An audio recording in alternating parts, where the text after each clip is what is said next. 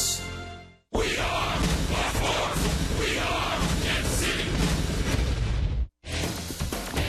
They are the two best teams in the American League, and the Royals and Tigers meet in an early season showdown at Kauffman Stadium the next 4 days.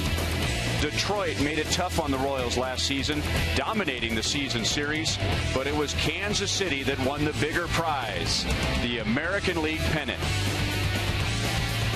Offensive superstars, terrific pitching, and a great series await. The Royals and the Tigers face off for the first time in 2015 next.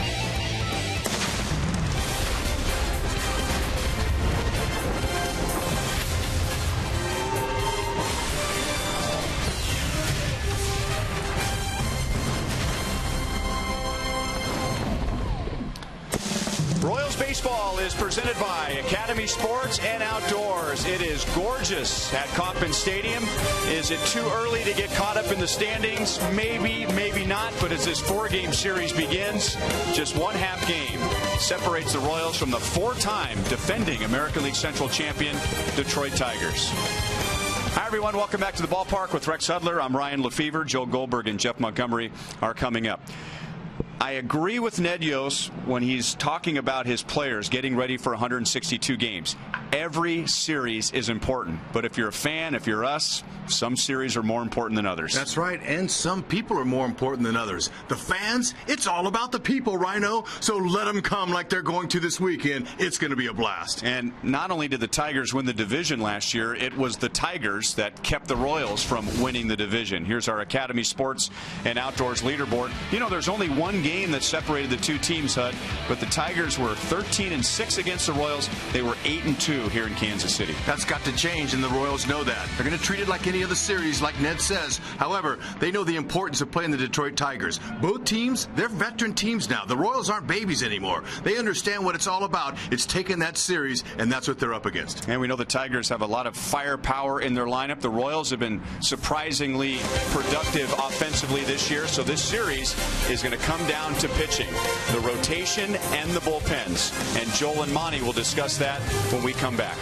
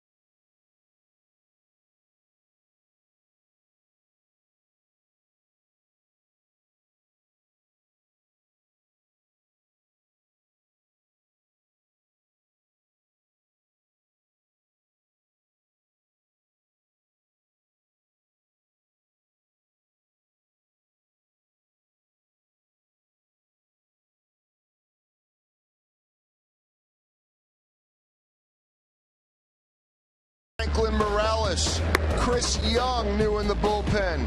Ryan Madsen has been spectacular, and of course Wade Davis to close it out along with Kelvin Carrera. Every reliever in the Royals bullpen that has pitched in multiple games has an ERA under 2. Our T-Mobile Game Changer compares the bullpens of the Royals and the Tigers. On the flip side, the Tigers have 5 relievers with ERAs over 2. And you see almost a 3-run difference between these bullpens. A massive advantage in strikeout to walk ratio. The Tigers do have those 10 saves coming mostly from former Royal Joakim Soria. Speaking of saves, this guy had quite a few of them. Joel Goldberg alongside of Royals Hall of Famer Jeff Montgomery. All right, Monty, the Royals have the advantage in the bullpen, but how about in the rotation where Detroit has been better? Well, I think the key for the Royals is innings. They want to get innings, and not only innings, quality innings. Only 2 quality starts in the last 13 for the Royals, so I think that's the biggest area for improvement in this ball club. Hopefully it starts tonight in this big series against the Tigers. And really the one guy that's been consistent has been Edinson Volquez, and he will return from his suspension on Saturday and be back in there. Yordano Ventura dropping his appeal. He wasn't going to pitch in this series either way, but it starts, Monty, tonight with Danny Duffy. Yeah, Danny Duffy needs to go out and establish himself as a guy that's going to go deep in a game. Needs to be efficient with that fastball, get ahead of hitters, pitch to contact. We saw him do it a lot last year, but not as much this year so far. A very big crowd on hand here tonight, and then it'll be off the charts for Friday, Saturday, and Sunday. Huge crowds, huge series between the 2 best teams in the American League. First pitch is coming up next from Kauffman Stadium.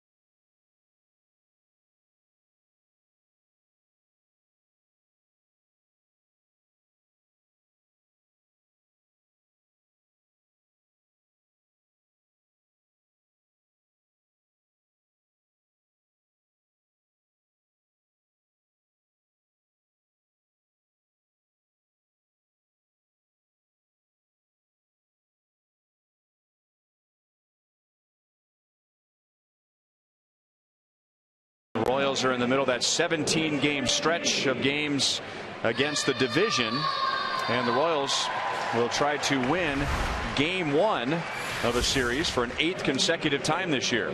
Detroit Tigers line up, and that dangerous middle of the order: Miguel Cabrera, Victor Martinez, who's been struggling, and JD Martinez, who's been able to build off of last year, and Yoenis Cespedes coming over in a trade from the Boston Red Sox. He's off to a good start.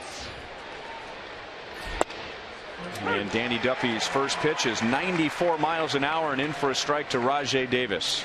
Duffy, he'll go 90 to 96 with that pitch. He averages out about 93 with a fastball, slurvy breaking ball like that one there, and he's got an effective changeup.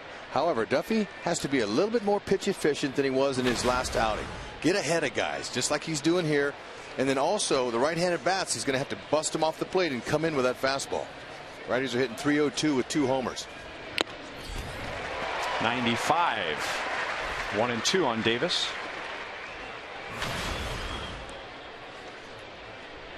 Davis is off to a good start. He also has 6 stolen bases to lead the Tigers.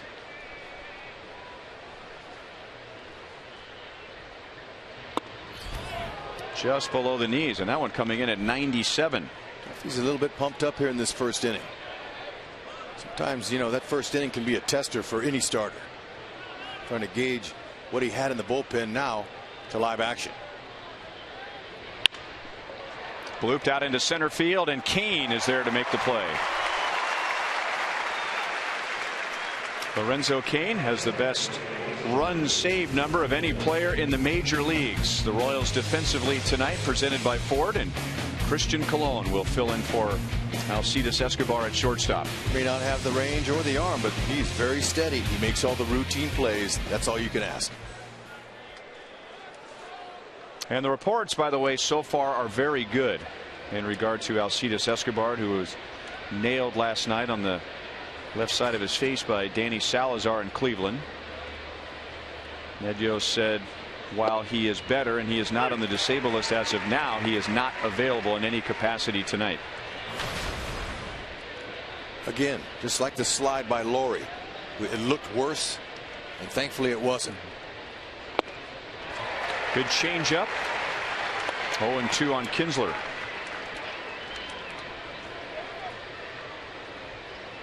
Duffy's had some success against the Tigers in his career. Now, the record-wise, just 1-6, but that can be deceiving. I think, you know, a 3.42 ERA against an offensive power like Detroit's pretty good, and he's only given up a 200 average against the Tigers, so that's pretty good. Hey, his problem against the Tigers has been run support. Exactly. That's the deceptive part of the 1-6 record.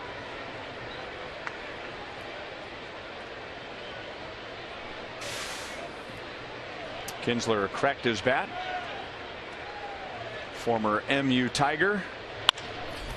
And that's out toward right field. Gerard Dyson out there tonight, and he makes a play. 2 up, 2 down. Now here's what Hud was talking about.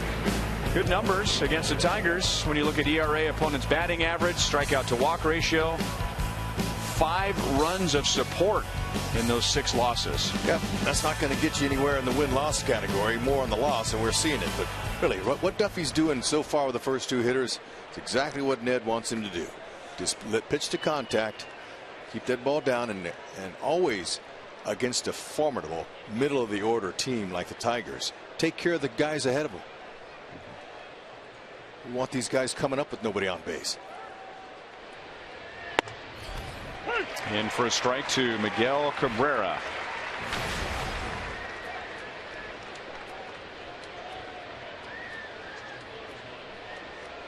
Cabrera had a 2-home run game yesterday for the 32nd time in his career. And just missed a third by a couple of inches.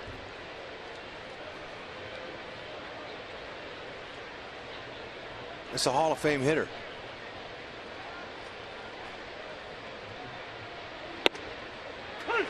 One and two. So far, it looks like to me C.B. Bucknor, veteran umpire behind the plate, has a nice zone. He's calling strikes tonight.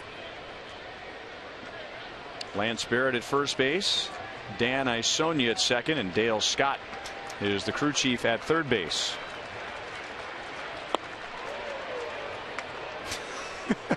Miguel Cabrera wanted an appeal and Salvador Perez didn't. How often do you see that happen? This tells me about his character and his confidence and how relaxed he is. He knew he didn't go.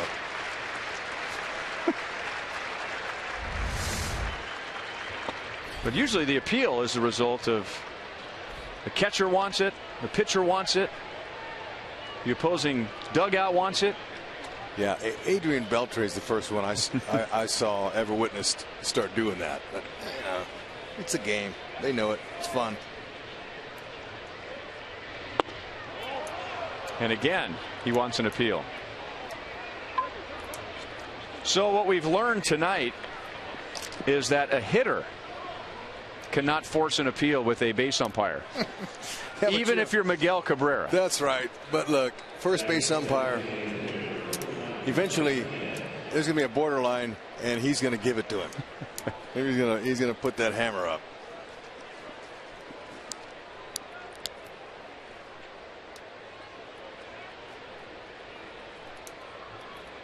And now Victor Martinez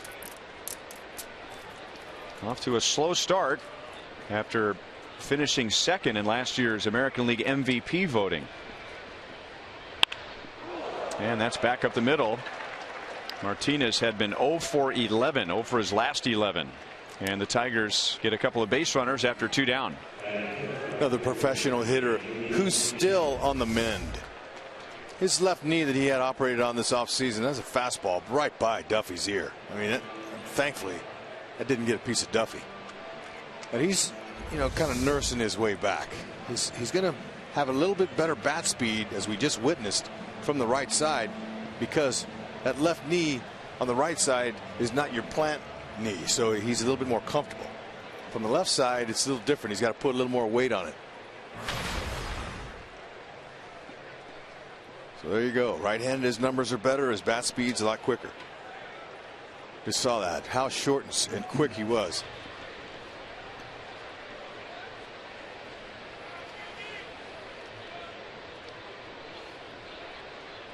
So JD Martinez with 2 on 2 out.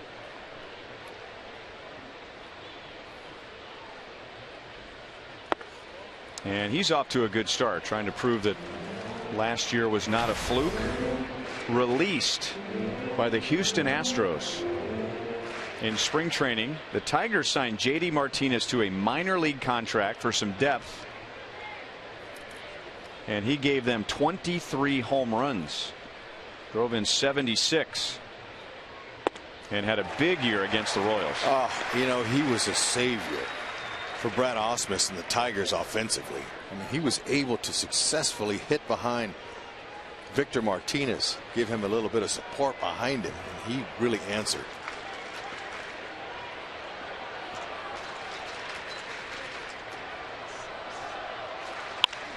Got it in on him, and Martinez pulls it foul. That's a pitch right there. If Duffy's going to have any success tonight against the Tigers, he's going to have to continue to bury that inside. That's the one. That's going to open up the outside part of the plate for his changeup and his backdoor slurve.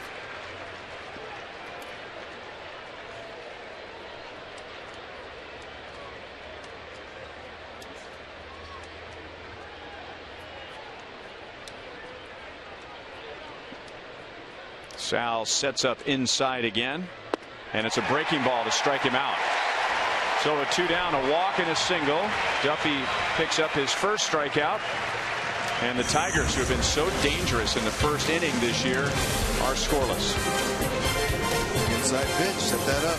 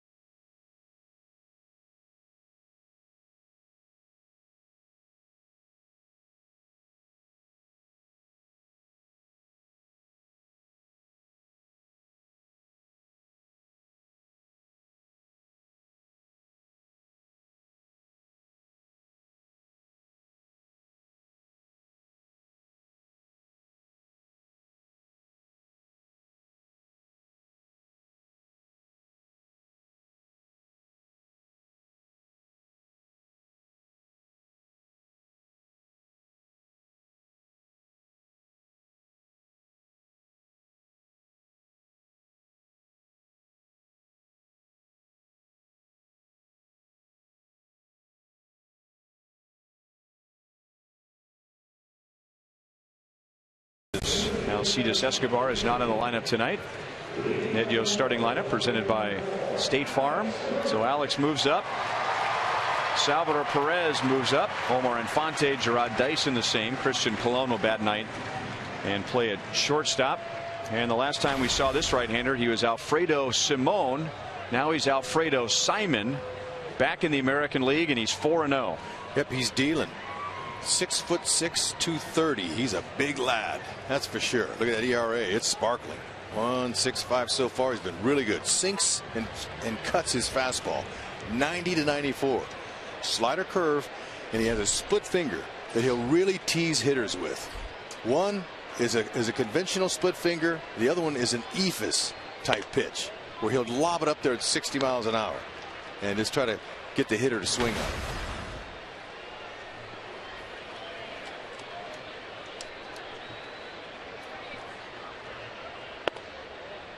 $2-0 on Alex. 2 seasons ago, Alex led off 119 games.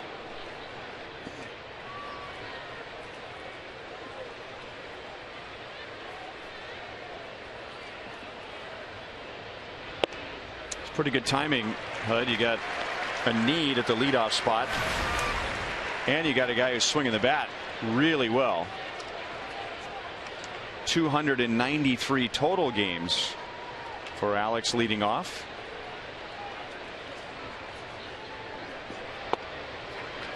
There's his basic pitch, his sinker. He's a ground ball type pitcher, but he really thrives on the hitter's aggressiveness. If a hitter's aggressive and swinging early in the count, that plays right into Simon's hand. Be patient. Some good late movement. That'll be the big test tonight for the Royals offense against this 6'6", 230 beast. He comes right downhill, and he's got a lot of confidence. Sinker coming.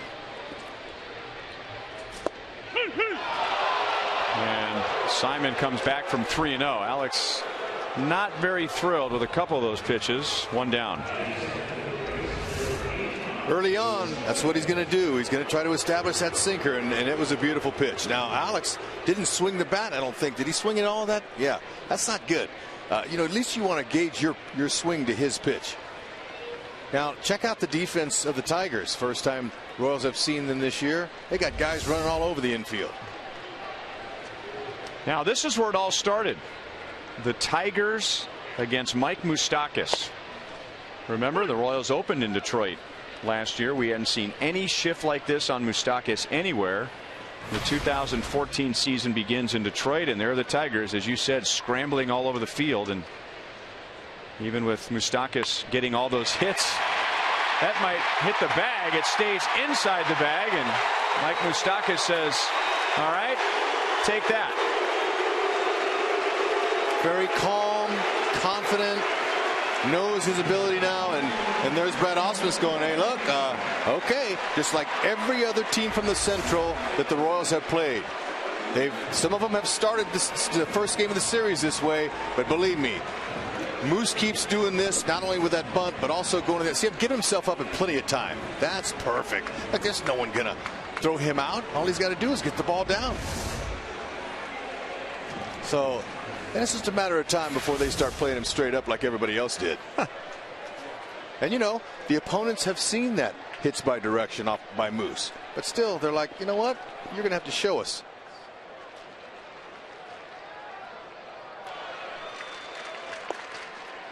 Inside to Lorenzo Cain. By the way, Mike Moustakas now has 31 hits. That's the second most in the American League. Only Jose Altuve, who also led the league last year for the Astros, has more. Miguel Cabrera has 30. Good pitch. Hard slider down and away. This is the kind of guy that you don't want to try to pull, because with his movement, his cutter going away from righties, and also the sinker coming in, you're going to roll over and hit a lot of ground balls to the left side if you're going to try to pull him.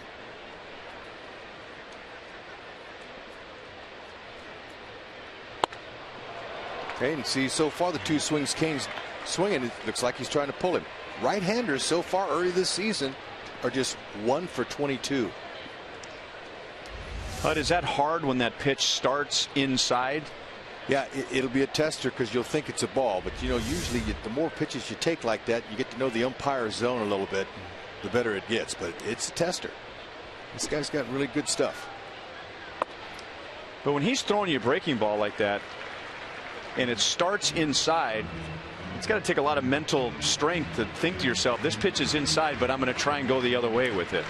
No question, but it all is a thought process. Now the ball that starts out of his release point, which the hitters have to really focus on, if it's elevated and it comes at you, you know that's going to be a ball you can hit out of the park. But if they start out around your waist at that release point. The same pitch basically 3 times, wasn't it? Was. He took a little bit off of that one. Well, Simone has struck out 2. And now the Tigers will shift on Hosmer. Another look at the pitch. That's like a cutter. I mean, he's holding it like a slider, but it's not really has a lot of break like a slider. Slider sometimes will go maybe 5-6 inches. Cutter's going to go 3, maybe 2. And that's all it takes to get the hitter off. They're going to play Hosmer in a pull shift. I haven't seen this. That tells me they're going to try to jam him inside. They're going to pitch him in, try to pitch that contact. You see that little defense out there, and it's got one guy on the left side. Think he'll put one down? No, right here, he might put one out of the park. Give Duffy a lead.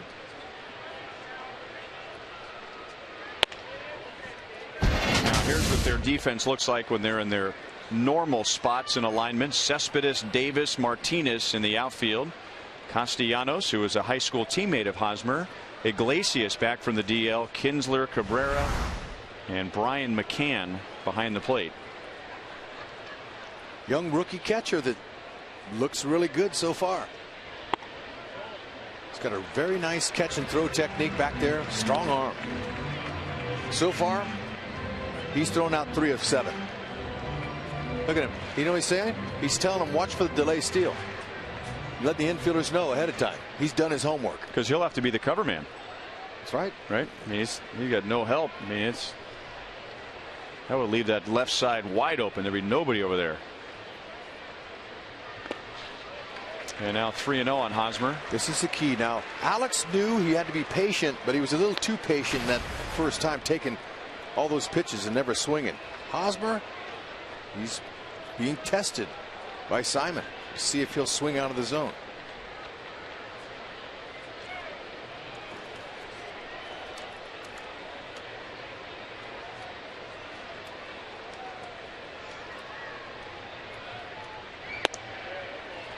Four-pitch walk.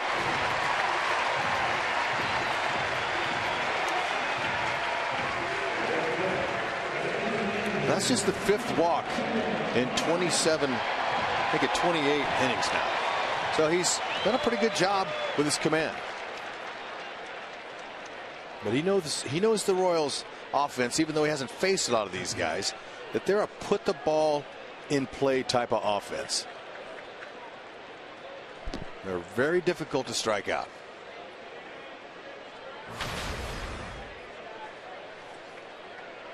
Kendrys Morales, Mr. Consistency for the Royals. He has hit in 6 straight.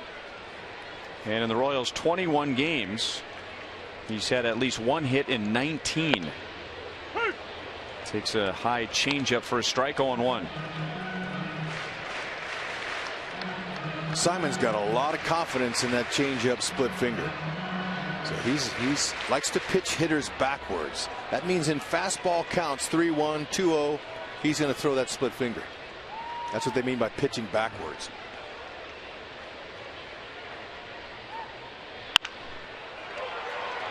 Cabrera gets it to Simon in time to end the inning. 1 hit, a walk, and 2 left. So both teams strand 2 runners in a scoreless first.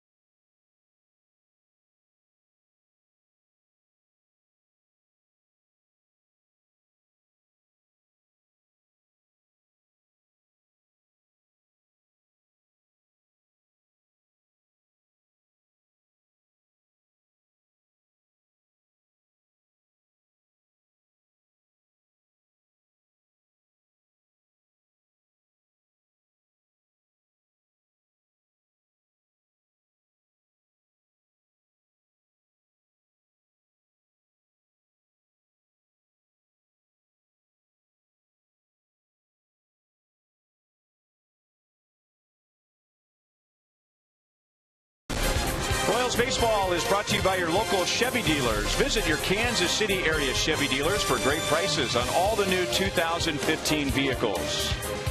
By the Missouri Lottery, every ticket you play gives back to schools across Missouri, so play it forward with the Missouri Lottery. And by AT&T UVerse high-speed internet, the UVerse revolves around you. Call 1-800-PIC-ATT.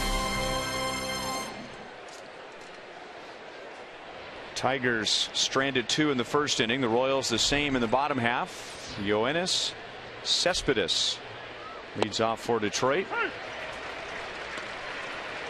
Coincidence or otherwise, the trade for John Lester in exchange for Yoenis Cespedes really changed the Oakland A's. They acquired an ace-like pitcher for the postseason, Oakland did, but they lost a big part of their offense, and their offense was not the same from that day forward. And Cespedes went to the Red Sox in that deal and now traded to the Tigers during the offseason. This is a very dangerous hitter. He's got pull power, but he hits the ball all over the park. He's aggressive. Duffy got him out of the strike zone there. Danny's second strikeout. Free swinger. Pretty powerful number 6 hitter.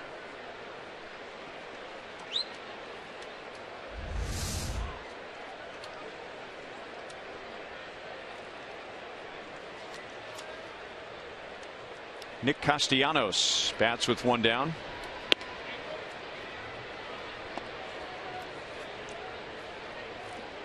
Castellanos in his second year in the big leagues, second full season in the big leagues.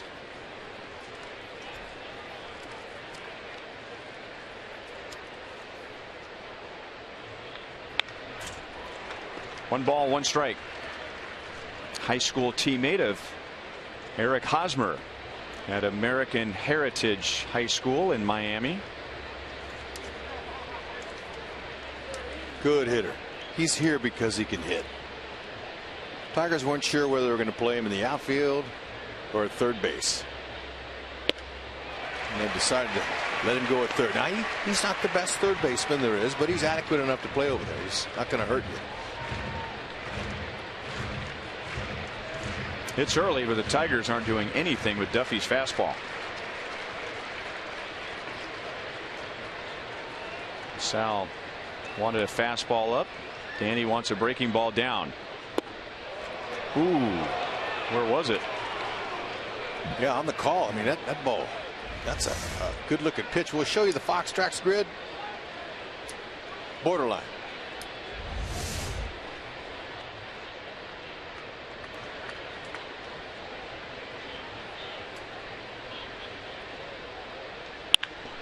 Got around on that fastball at 94. Castellanos is on with 1 out.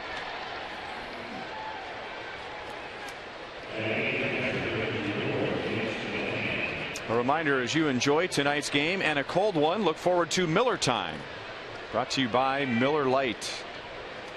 When we show you Salvador Perez, these are not the Tigers that we have grown accustomed to watching, mostly under Jim Leyland, where it was mostly offense from the batter's box. They will run. Brad Ausmus really brought that dynamic to the Tigers last year, and they became more athletic, more speed.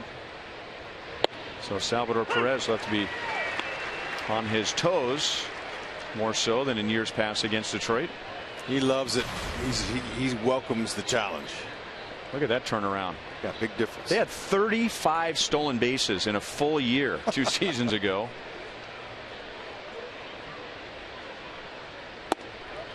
And in talking to some of the people closely connected to the organization, and it's not just the speed on the bases with the stolen bases, but they're a much better defensive team as a result of some more athleticism. Tigers knew if they were going to continue to be the top of the Central, they had to make some improvements, especially against the Royals, who really have set the template with the bullpen and the speed.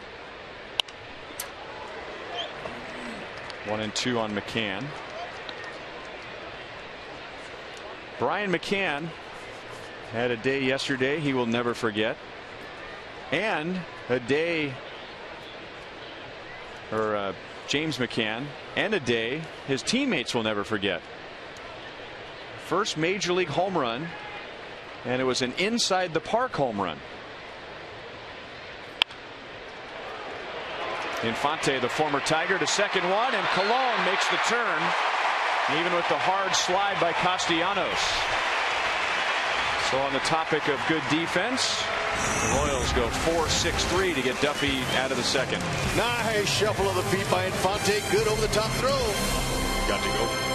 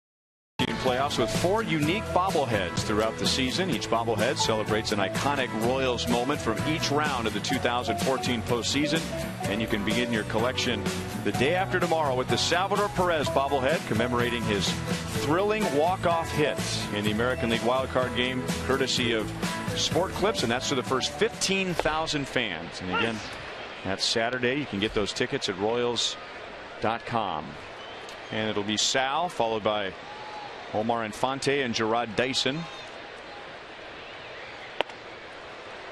1-1. There's some of the Royals have faced Simon before, but Salvi never has. So when you face a guy like that, it's important to see as many pitches as you can. Get a look at him. Even though all these guys are schooled before the games on video and they watch the pitcher and they see what he's got, but until you step in there in that batter's box, it's a different ballgame. Come with that sinker back in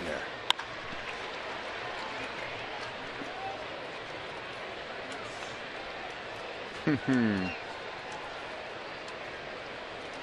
Proving once again, whether you're watching or not, you can't beat fun at the old ballpark. Can't do it. She has no idea there's a ball game going on, but she's having a great time. Sal going down and golfing one out to Davis in center field, one away.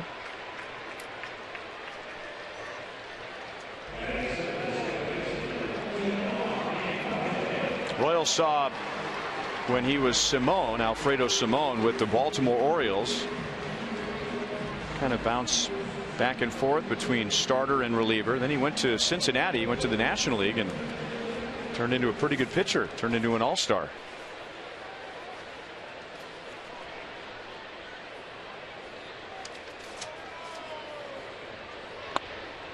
And he's been a fast starter.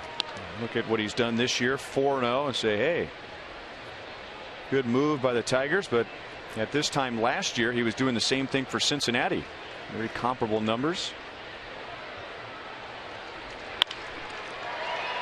Out to Davis again. Omar Infante is the second out. So this is a team that has the best record for now in the American League without Justin Verlander, Max Scherzer, Doug Fister, and Rick Porcello, who have all been part of the rotation the last 3 years. Yep. Lots of times, teams make a lot of moves. I mean, look what Oakland did. Billy Beane, and he just totally dismantled that team. And that's another team that went to the playoffs. Dyson bunts, tried to drag it. Simone will pick it up with his bare hand, and a close play, but out. 3 up, 3 down against Simon in the bottom of the second.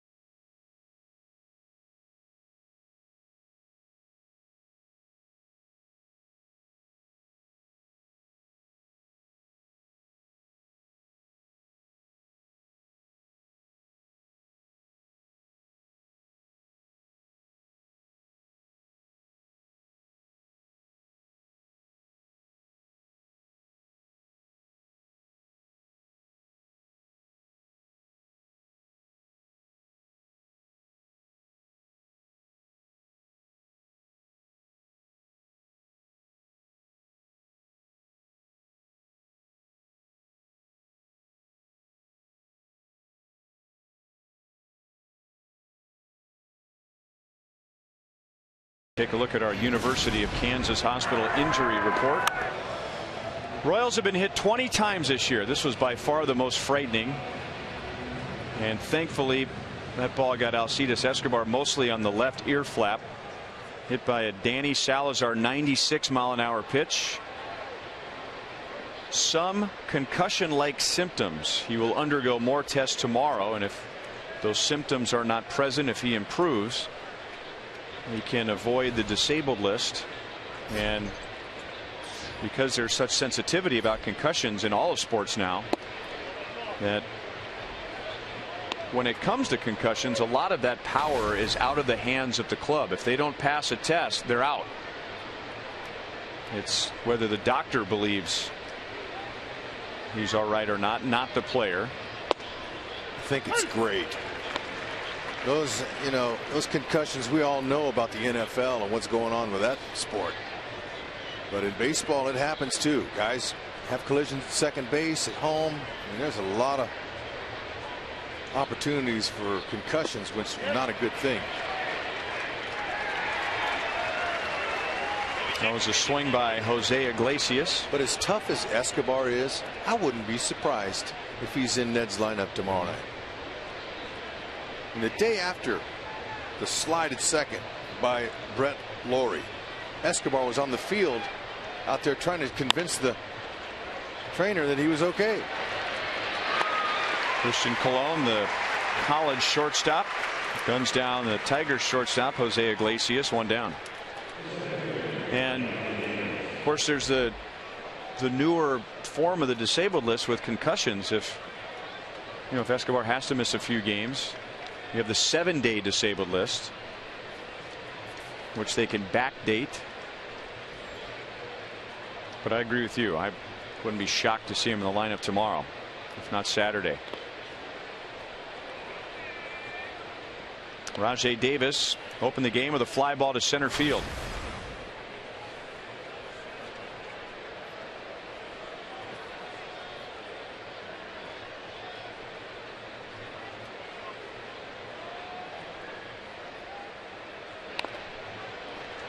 1-1.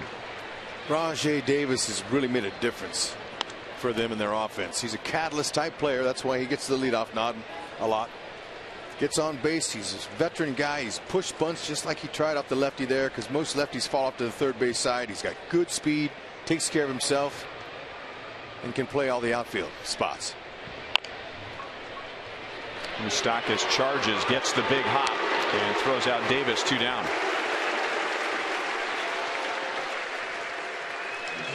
Four-game series with the Tigers wraps up on Sunday. It's another Family Fun Day Sunday, which will feature face painters, balloon artists, an entertaining DJ, and player autographs atop the Royals dugout. And the fun doesn't stop there. Following the game, kids under 14 can run the bases during the Skippy Fun Run. And the first 500 kids in line will get a Skippy t-shirt. So again, that's Sunday at 1:10 against Detroit. Tickets at Royals.com/Sunday. And the weather looks great all weekend long. This feels pretty good, doesn't it, Hud, compared to the road trip? Oh, it's just amazing. It's just beautiful, really. And be gone on the road and then come back and see leaves on the trees. It's a beautiful thing. Popped up. Hosmer had to get around Kinsler to make the play. 3 up, 3 down in quick fashion for Danny Duffy. Royals coming up in the bottom of the third. No score.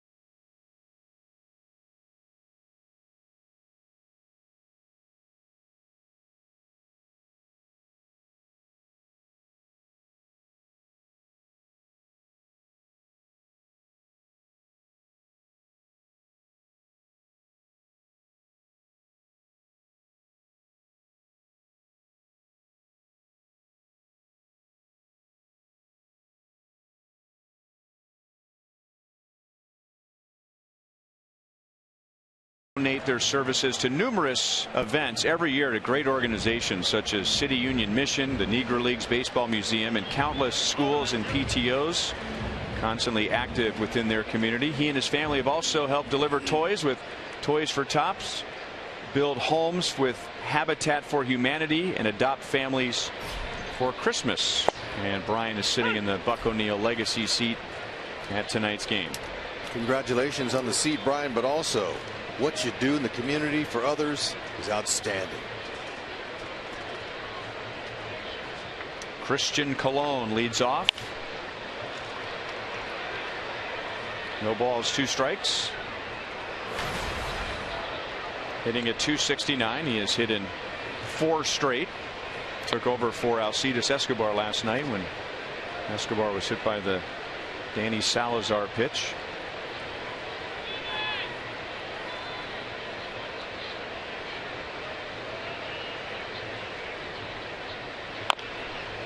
Ed Yost made it clear that Alcides Escobar is not available in any capacity, so the Royals are playing shorthanded tonight. Really by 2, because Yordano Ventura and Edison Volquez are serving their suspension, so the Royals really have a 22-man active roster tonight. But the question becomes, what would happen to the Royals if Christian Colon went down tonight? Well, the Royals feel like Mike Moustakas could play shortstop. Omar Infante could play shortstop. Alex Gordon could come in from left field and play third base. Better believe it. Back to Simone. One away. So one down. Top of the order coming up, and we go to the top of the ballpark. Well, not quite. Craft and Draft. We've been telling you about the new area on the left field side in the Loge Concourse at Kauffman Stadium, and somewhere in there is Jeff Montgomery. That's right, Ryan. Here up at the Craft and Draft grand opening celebration here tonight, and I had a couple of opportunities to speak with some folks here. Great atmosphere, great place to watch a ball game. Used to be enclosed with a glass and a stadium club, but now it's wide open. Actually a very nice vantage point from the game. How's the food? The food's great in HUD. You'll be interested in this. They have a Kraft pizza oven, 90 seconds to make a Kraft pizza, custom pizza. And I have a math trivia question for you. How many triples can Paulo Orlando run in a time it makes him make one pizza here? That's pretty good. Well, it depends on which time we go with. We've timed him at 11 seconds and 10 seconds. Let's go 10. Yeah. I'm thinking 9 triples. Yeah, I'm pretty full by then. 9 triples, that's right. Way to go, Monty. Now we're going to be up there broadcasting the game on Wednesday. Oh, Craft and Draft. Yeah. Great.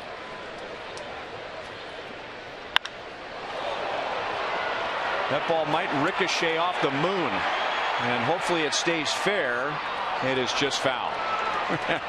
I would have liked to have seen where that ball would have gone if we were inside Tropicana Field or the now destroyed Metrodome. And it had a lot of hang time on it. He got up under it. There it is. You can see it's got a little lift in that front shoulder. It's kind of staying underneath it. Takes the hand off. Nice smooth swing. Some hitters are comfortable keeping both hands on the bat all the way through their swing. Others like to let it go. All depends on preference. Now base hit into center field.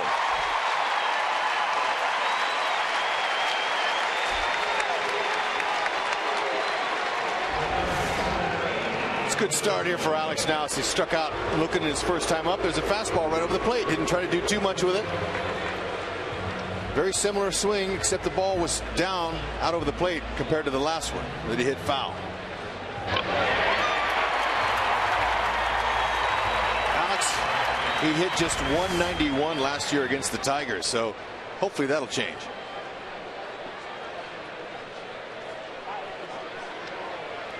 Mike Moustakas dropped down a bunt his first time up, and the Tigers have adjusted their defensive alignment.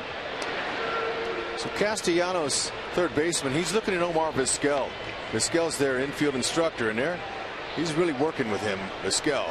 Castellanos, look, he's a little confused. He's putting his hands out like, you know, what do I do? That's exactly what Moose wants, to get inside of the mind. Omar's saying, field the ball if it's hit to you. That's right. What you do. So when you got a guy like Moose who's raking and having one heck of a month and hitting the ball, you got them all thinking.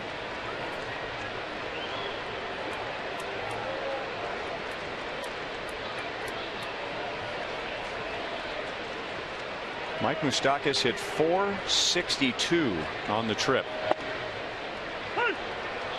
1 ball, 1 strike. And Kia will put us in the driver's seat, and that's where Mike Moustakas has been, batting second this year. A brilliant move by the Royals. He has the most hits, runs scored, and doubles of all American League #2 hitters. Oh, and by the way, he's hitting .360. You know, it's also good to see a few of the Royals hitters are wearing an elbow pad, even though it's not a big one. You can see that pad right there. You know, that's going to help it, especially the way opponents are pitching him inside. There's nothing wrong with having a little protection on that elbow, especially your throwing arm.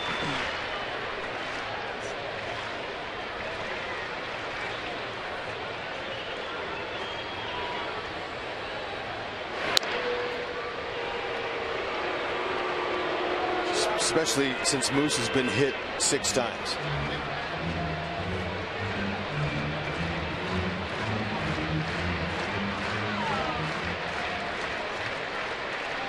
He and Alex lead the team in getting plunked.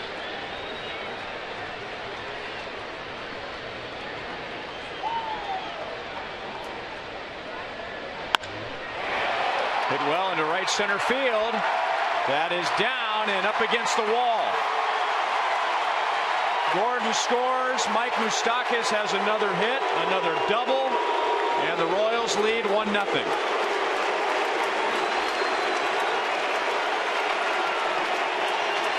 Nice, easy, confident swing.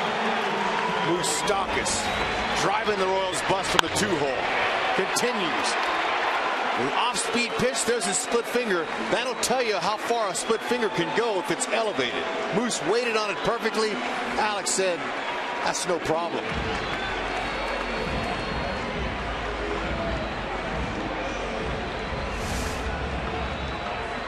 Moose calls are loud and proud.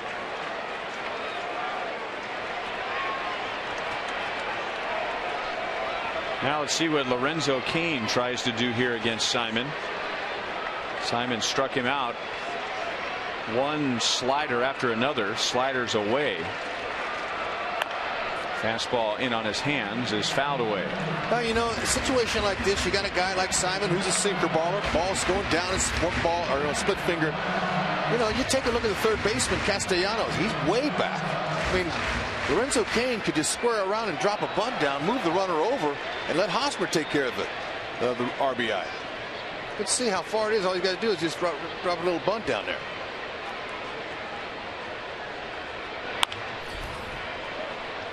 Oh, 0-2.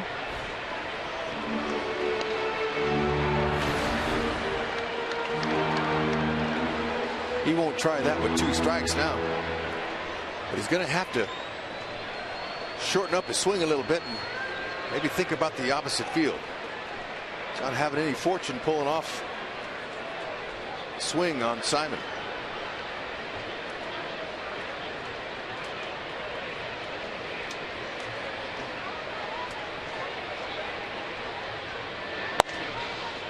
Back to that slider away. 1 ball, 2 strikes.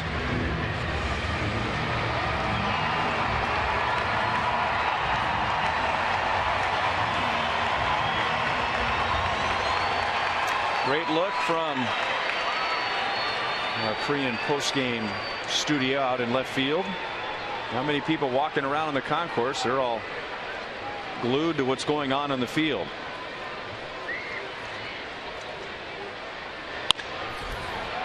Grounded just foul. Still 1 ball, 2 strikes. The Royals coming in to tonight hitting 300 on the nose with runners in scoring position. Lorenzo Cain hasn't heated up like he quite did last year, but he's around 235, and last year he was up over 300 most of the year.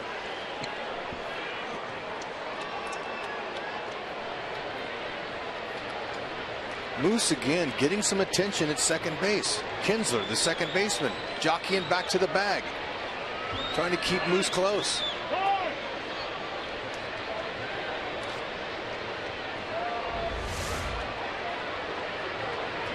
Moose told me yesterday he loves that. He loves the attention he's getting. He's a more rounded baseball player because of his success in the number 2 hole and the way the Royals run the bases.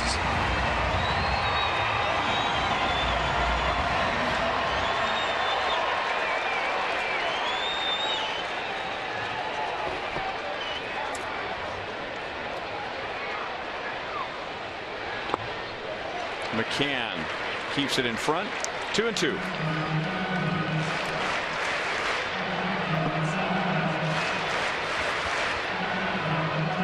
McCann, he can tell by the way Lorenzo swung his first time up and now this one here that he's trying to pull most everything, so they're going to try to keep that ball away from him or even throw a heavy sinker down and in. See if he'll swing over the top of it.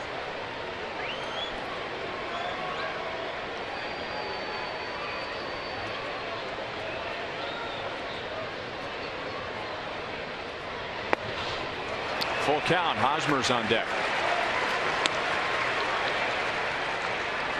Sliders that Simon threw to Kane in the first inning were more tempting than the ones in this inning. So once again, Simon, he preys off of aggressive hitters. Likes to keep the ball down out of the strike zone, especially with runners in scoring position.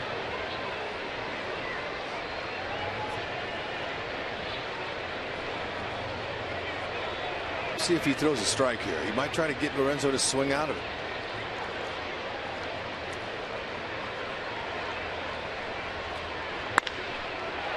That is just foul.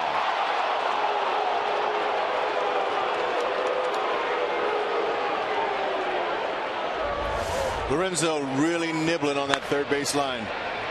Castellano, he's not exactly guarding the line, but he's over there pretty close. A step and a dive, he should be able to get anything unless it's a hit on the dart on the line. Everybody on defense for the Tigers pretty much swung over. You can see even Rajai Davis, they're all playing Lorenzo Cain to pull based on the way he's swinging.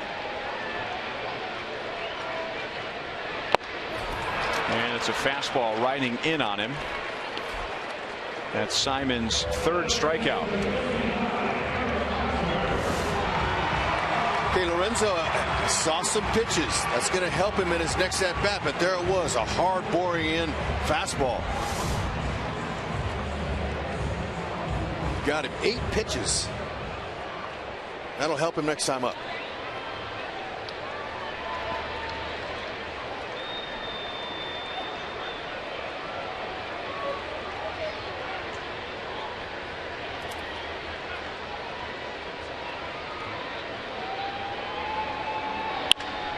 Hit well to center field.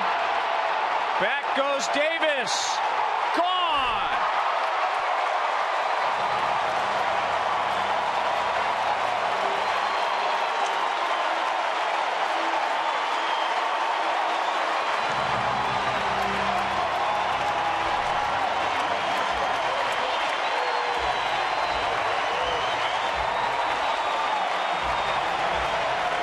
That's why pitchers that face Hosmer tried to bust him inside. After last night's homer, that one's almost identical spot, dead center. Grand Canyon part of the K. Ball elevated, belt high. Can't hit it any better.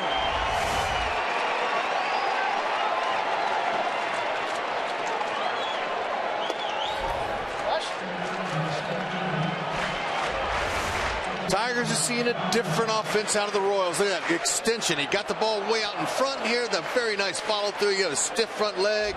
He's got it all going. Iglesias over to Cabrera to get Kendrys Morales to end the inning. Royals first round picks. Gordon, Moustakas, Hosmer all coming home in a 3-run third inning.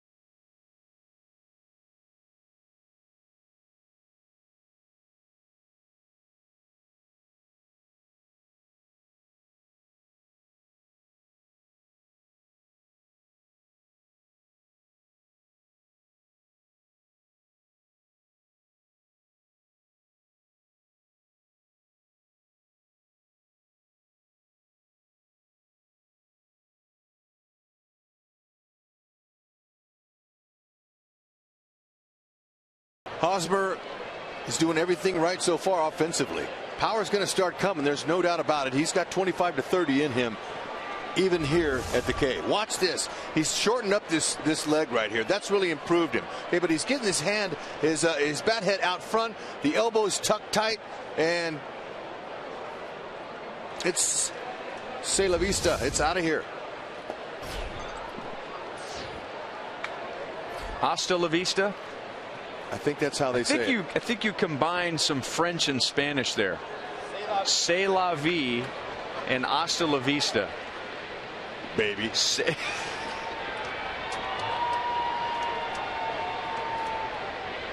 Wonder if a linguist out there could somehow give us a translation of c'est la vista. I sure would like some lessons. Okay. Yeah.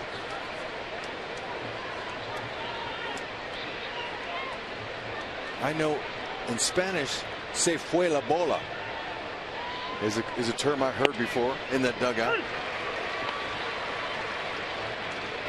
And what does that mean? I have no idea. I think it has something to do with a homer. But you know, I did play ball in Montreal, so they spoke French there, and Japanese didn't help me either. And in the English language, I think I shared this. That's the most difficult of all of them. It is tough speaking no languages fluently, isn't it? Oh, you're the best. Duffy, there's your 3 runs.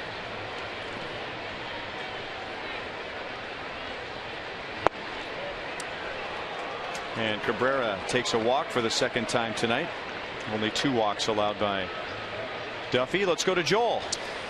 Well, guys, we've seen some teams that are supposed to be playing well struggling around the league. Our Mazda game break takes us to Oakland, and the Angels are one of those teams. And Mike Scioscia mixing up the lineup. Here's Cole Calhoun, who oftentimes is their leadoff man. Had him batting cleanup today. Guess it worked out for him. Johnny Giavotella moved up to the second spot. Albert Pujols got hurt last night, and the Angels win that one 6-5 over the Oakland A's. Thank you, Joel. Victor Martinez singled first time up, swung at the first pitch from Duffy, and now takes a strike. The best translation we've gotten so far for c'est la vista is that's life later. That ball is saying see you later. Yeah. So that's what Hosmer would be saying to Simone, who makes a pitch. That's life. Although we all know what happens when you talk to your opponents. So basically his actions spoke louder than any language he could throw. But regardless, Hosmer getting his hands out in front of the plate is a dangerous thing. He does some damage to some baseballs.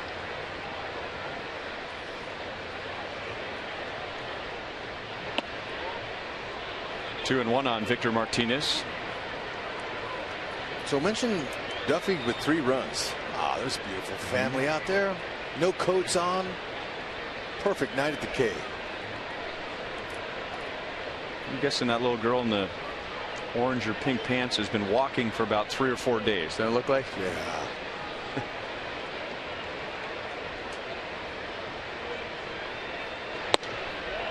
And now 3 and 1 on Victor Martinez. Duffy only got 5 runs of support in his career in his 6 losses against the Tigers. He's already got 3 tonight. He rolled up a double play in the second inning. See if he can get another one here.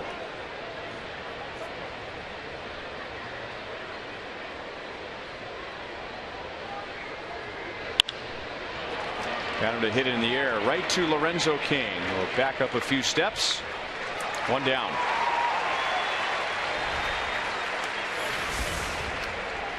No better place to spend your Friday nights than here at Kauffman Stadium.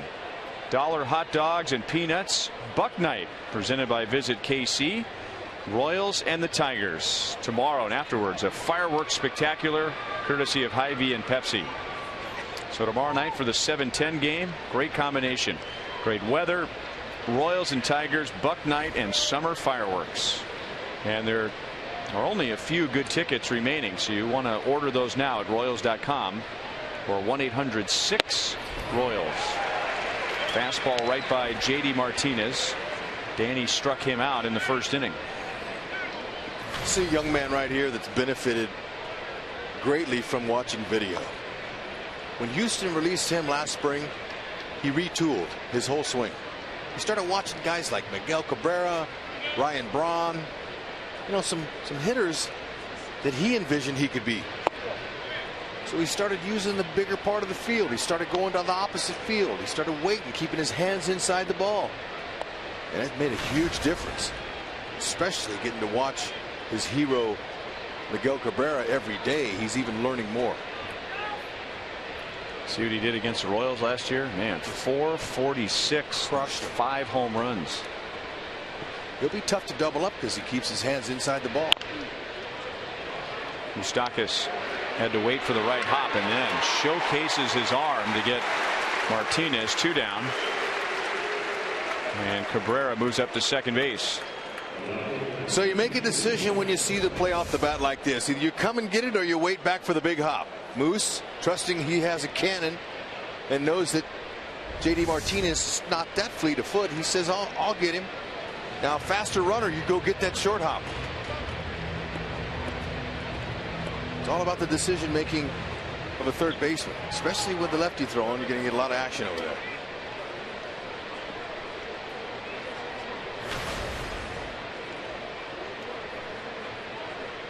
Duffy overpowered Cespedes and struck it out with a fastball in the second inning.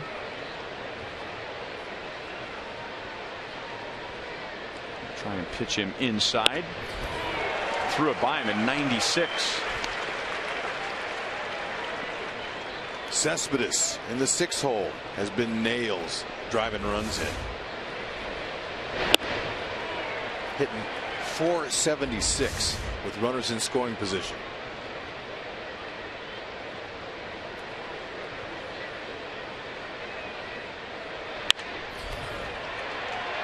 And now Duffy ahead, no balls, 2 strikes.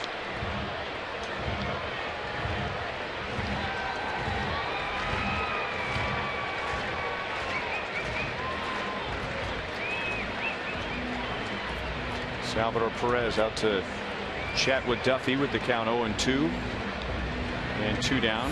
There's the number that HUD gave you. Only 3 batters in the league have done better with runners in scoring position. Cespedes is still a little pull happy. He loves to pull the ball. See if Duffy can work him away.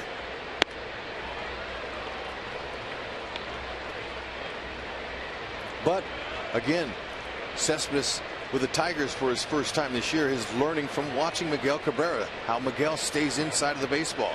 So these guys are all benefiting from the future Hall of Famer.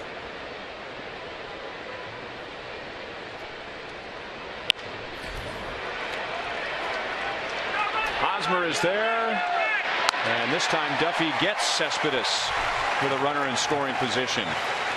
Danny Duffy against the high-powered Tigers, pitching with a lead, and has held Detroit scoreless through 4. Duffy answering the challenge. Looking good.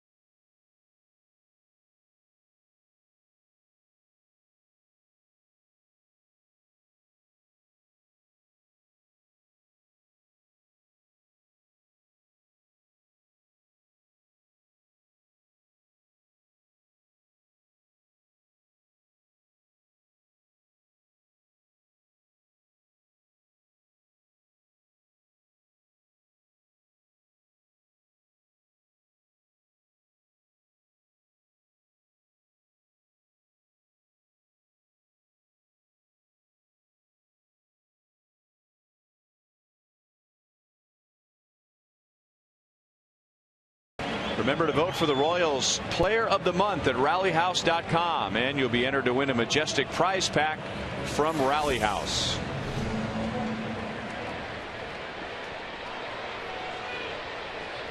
(3-0) Royals, getting all 3 in the 3rd inning. Mike Moustakas with an RBI double. Eric Hosmer with a 2-run home run. Salvador Perez flied to center his first time up. Speaking of up, that's what Simon's been doing. He's getting the ball up. Sinker's not working down, and his split finger is hanging up there. There's one there. One hop out to Cespedes in left field. Boy, Salvador Perez. I wonder if Ned Yost, when he knew Alcides Escobar wasn't available tonight, thought about leading off Sal. Yeah, we've talked about him leading off innings, how good, but he's able to recognize this pitch is up. Most major league hitters do recognize that. That's the money pitch for a hitter. Salvador Perez is hitting .500 leading off an inning, 9 for 18. Wow. Salvi, look at him. He's got a little pose going there.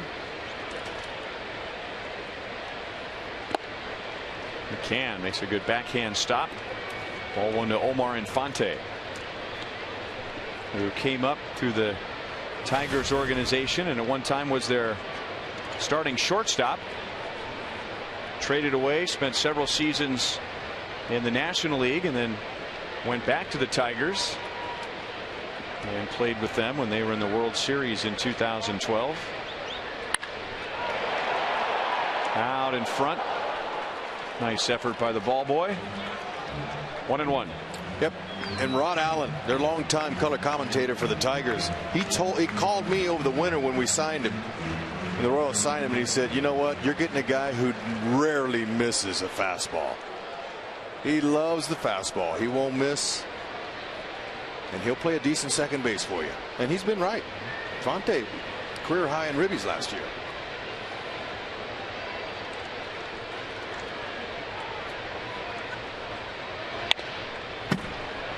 One and 2 on Infante. He had a heck of a year against the Tigers. 12 RBIs last year in the season series, and 8 of those in one series in the middle of June. I remember that. Was a slam mixed in on that? I think so. Here at the K. But, you know, I've always liked his batting position because he doesn't have a lot of movement. He's very short to the ball. Level bat. His hands are always moving. He's keeping them nice and loose. So really, there's not much room for error in his swing.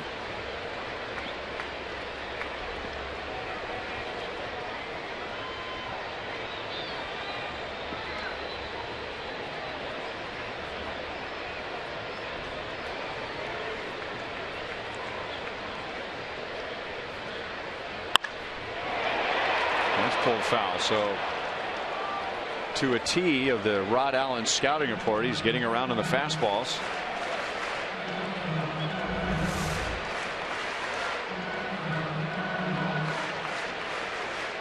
I love that.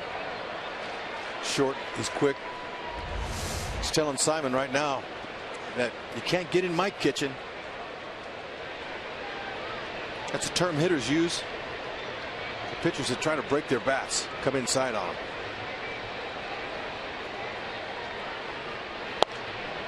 Good hard slider away. 90 miles an hour, and Simon has his 4th strikeout. Simon's very good at changing speeds. Had a good pitch on him there. You could tell. And Infante was trying to pull it.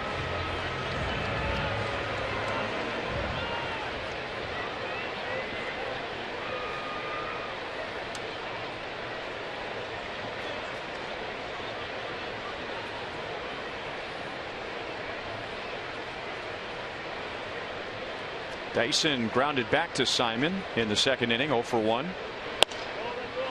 A little bit outside, ball 1. Yeah, Dyson attempted a bunt, and he's very good at it. Last season, the Royals as a team were good at it. 23 bunt hits they had. Escobar and Dyson had 14 of the 23. Dyson had 9. Escobar had 5. Ripped to right field.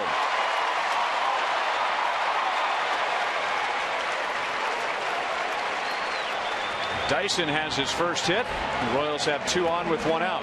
So you stay on top of the baseball like that, like he's really practices, because to utilize his speed, that'll make him think about coming in when they play him to bunt. Another good form. We're seeing some really good balance.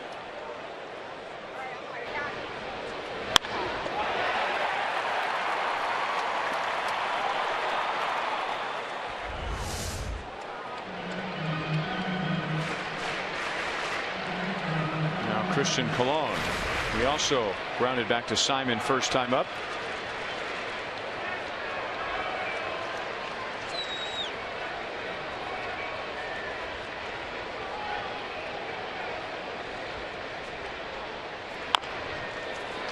Tied him up 0-1.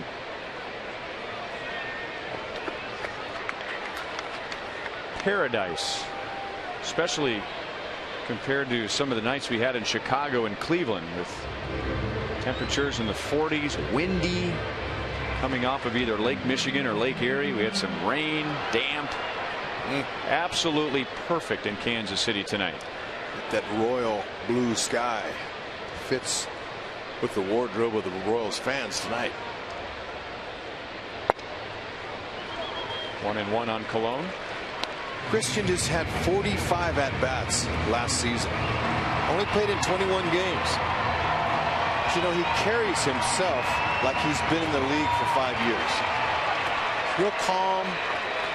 You know, he doesn't try to do too much. He really impressed me last year in his 45 at-bats. He hit .333.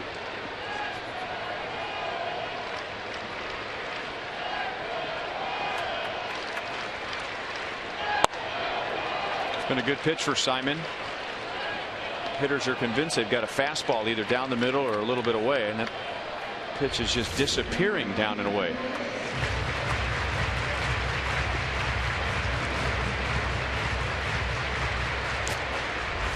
It's been an effective pitch for him. It's been better than the split finger. The split finger has been hanging up in the zone. Moose doubled off him, and Salvi started the inning off here with a hanging split finger.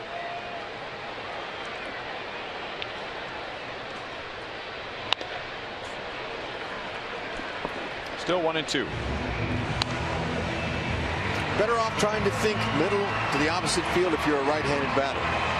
We've talked about the success coming into this game of Alfredo Simon against righties. Just 1 for 22. And he's getting a lot of righties to swing over the top and try to pull it. So if you're thinking middle away and then with 2 strikes you react in, you'll be quicker in there. But have success against this guy, you're going to have to go to the opposite field. Unless he makes mistakes like Salvi got.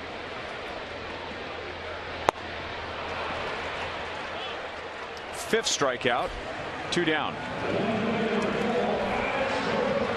And now Alex Gordon with 2 on, 2 out. He is our most trusted player tonight, brought to you by the most trusted brand, Honda. Alex started the season 1 for 16, and since then hitting .375. Man, along with that defense, that Gold Glove caliber type, he's looking for his 5th Gold Glove. Loves to play. Remember the ball that he dove? You know, we were in Cleveland, and he missed the ball and it bounced over his head.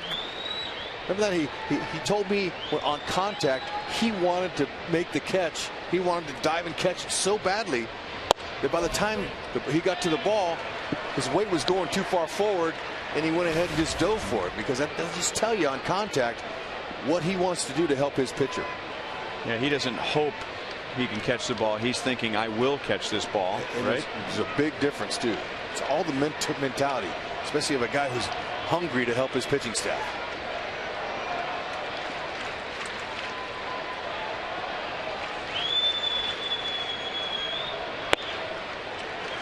Two 2-0.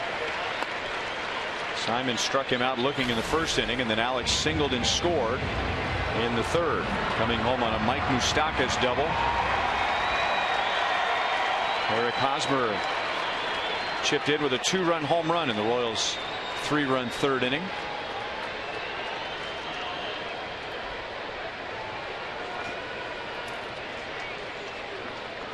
Royals have 46 2-out RBIs this year.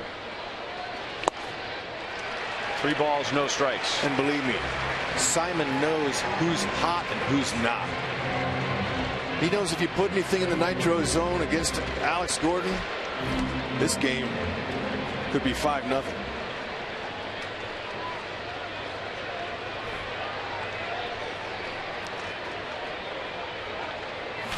Alex has been 3-0 against Simon in all 3 of his at-bats. Simon came back to strike him out after 3-0 in the first.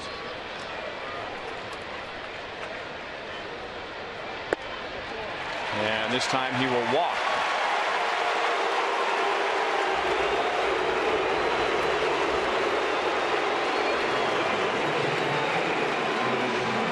I think it's a good time for a visit from Jeff Jones. And obviously Brad Ausmus did too. Probably said go talk to him. Try to calm him down here. Tell him not to look at the statistics of this guy coming up, because if you do, you'll psych yourself out and you'll throw him a cookie and it'll hurt you.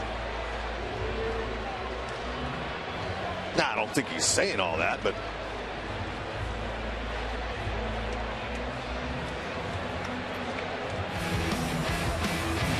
oh, look at that. Perfect. First time up. First time he's seen the Tigers this year. There was a split finger that didn't split. Moose split the ball in 2. Got the Royals on the board. Mentioned the 23 bunt hits last night by the Royals. There's only 2 bunt base hits so far this year, both by that guy. Cracked his bat. And Kinsler will throw him out to end the inning. So this time around, the Royals lead the bases loaded. And at the end of 4, the Royals lead game 1 with the Tigers 3-0.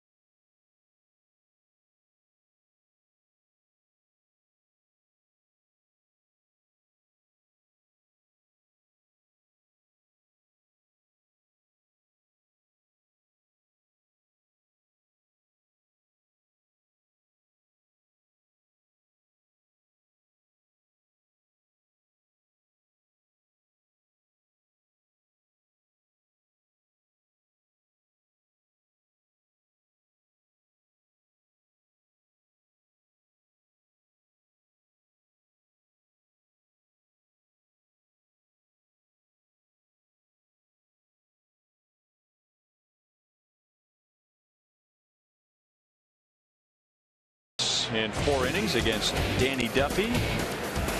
We take a look at our sprint cuts of the game. Stuff looks crisp. That breaking ball is looking really good. All the high fastball out of the zone is everything that Dave Island wanted, and he's pitching to contact.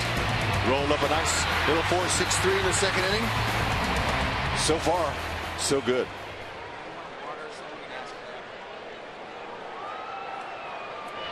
Good shape as far as pitch count goes at 58. He'll get the lower third of the Tigers order. Nick Castellanos takes a strike, then James McCann and Jose Iglesias.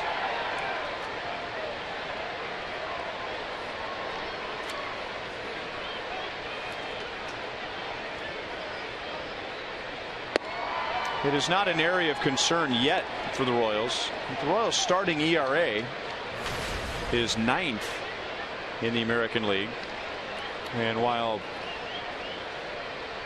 the players don't want to use any excuses. You talk to the coaching staff, and especially during that last road trip, there really wasn't good starting pitching on either side. It was cold, it was windy, and when it's windy it can be dry, so the pitcher's having a tough time getting a good grip on the ball. So as we were discussing earlier, that this is the type of weather, and those first 7 games, remember, blessed with great weather here, Anaheim, Minnesota. You're right. Exactly. So this is where you get a better gauge of these kind of games, the weather tonight, of what you're getting from the Royals starting pitchers. And there's a knee buckling curveball from Danny Duffy as he gets Castellanos looking, and Danny has struck out 3. All 3 strikeouts are on excellent pitches that are located right where he wants them. And really what Duffy's doing, he's just taking orders from the field general, Ned Yost. Ned said before the game, we need Duffy to be more pitch efficient. James McCann grounded into a double play first time up. There's a curve in for a strike. Let's go to Joel. Battle of California kids here, Ryan, and it's always interesting to hear about the history. Danny's 26, drafted in 07. McCann 24, went to Arkansas in 09, then drafted in 2011 by the Tigers, and it'll be James McCann winning this battle. Their teams went up against each other once in high school, non-conference game, but they didn't face each other. Danny wasn't pitching that day. Here's where it gets interesting. Danny grew up in Lompoc, went to Cabrillo High School. McCann grew up in Goleta and went to Dos Pueblos High School. That is where in Goleta Duffy was born, and his mom Deanna went to the same high school a little bit before James McCann. So a little bit of history. Maybe they know each other just a bit. And with the hometown of Santa Barbara still living in the same area Danny Duffy does, so maybe that's worth some bragging rights in the offseason. Duffy will say, it was just a jam shot. McCann might say, hey, I had a line drive off you.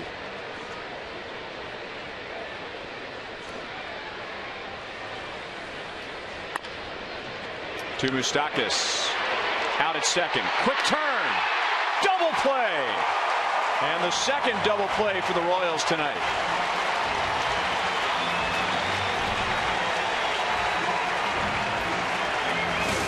Pitch into contact, there's a lot to it. Saves your pitch count and turns on a nice crowd.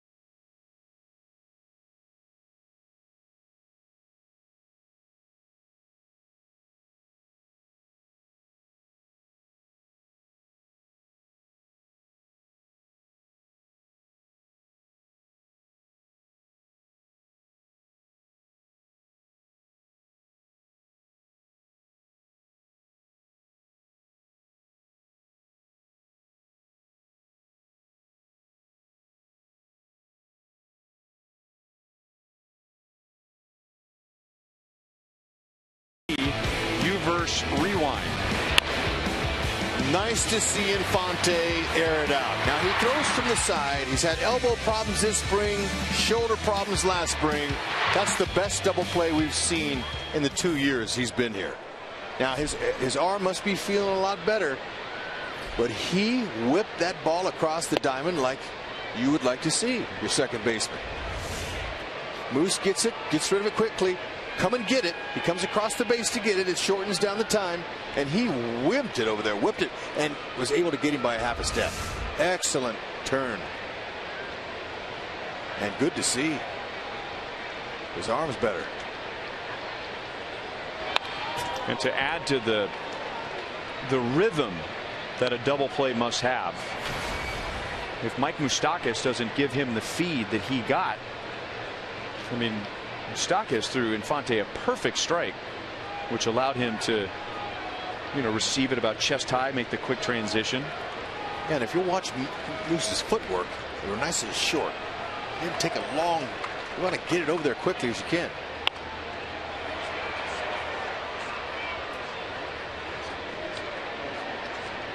Lorenzo down, 1 ball, 2 strikes. See the frustration on his face. He's had a tough time with Simon. Simon struck him out with a slider in the first inning, and then got him with a fastball that was riding in on him in the third. So what will Simon go with this time? And Simon and McCann aren't on the same page, so Lorenzo backs out for a moment.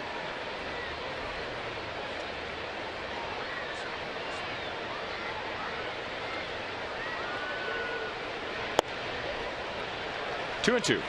Let's watch Infante go across the bag. Okay, now he's going to go out there, and when you take a step across the bag, you're cutting the time down. Now he could have went out a little further and caught it, but if you wait on the base or you take it on the right field side of the base, he's safe there. It's all about going and getting it from the third baseman, especially on a ball that's got a little air underneath it. There's a chopper to Moose. So that took a little time. Now here he comes now. This is a nice transfer. Glove to hand.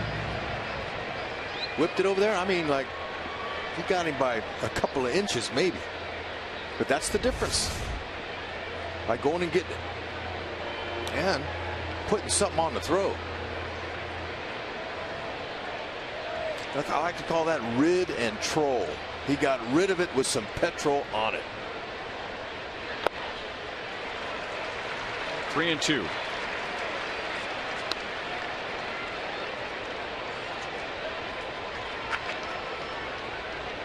know where I learned that term from? Tim Wallach, Donnie Mattingly's bench coach. Playing with him in Montreal, he'd go, "Hey," during batting practicing.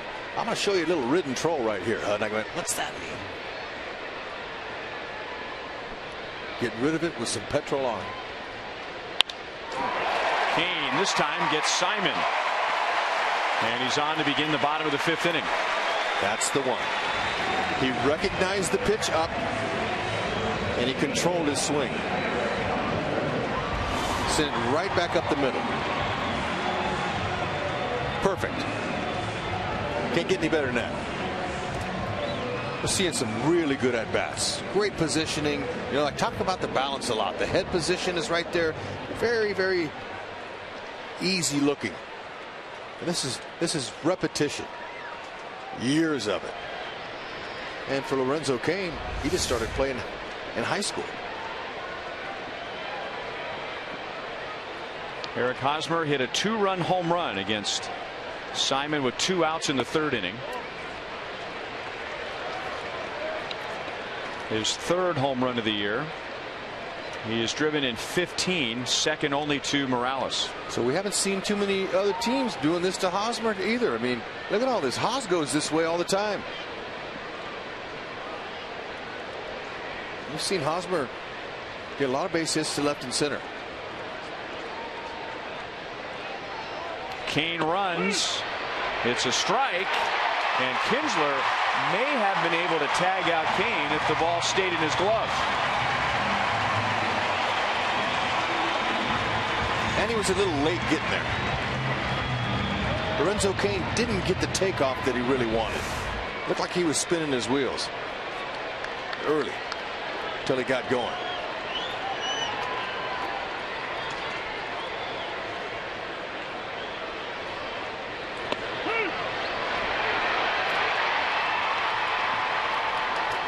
If Kinsler's straddling the base right there, he has a better chance to catch and tag. 6th bag for Lorenzo.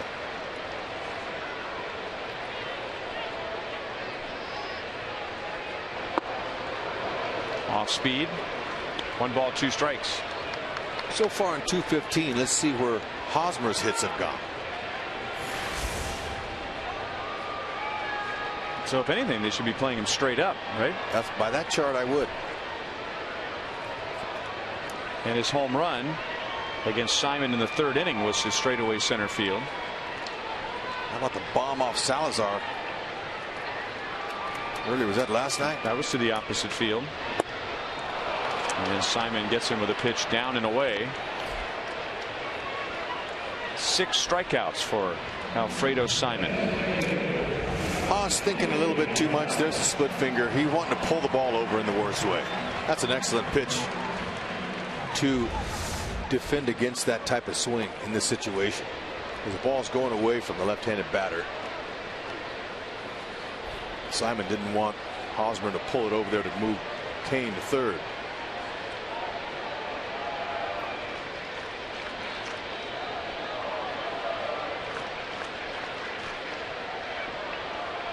Kendrys Morales has grounded out twice. And the Tigers almost got Lorenzo King. Lorenzo and Iglesias still has the ball. Trying a little hidden ball trick there. Faking a throw back to Simon. Remember, Lorenzo had a huge break last night to get a stolen base like that. See how Iglesias faked the throw back there? Simon, in order to sell that for him, should have acted like he caught it and turned around, but stayed off of the dirt. Because if you're on the dirt, he can't tag you out. You got to be on the grass for a hidden ball trick to work.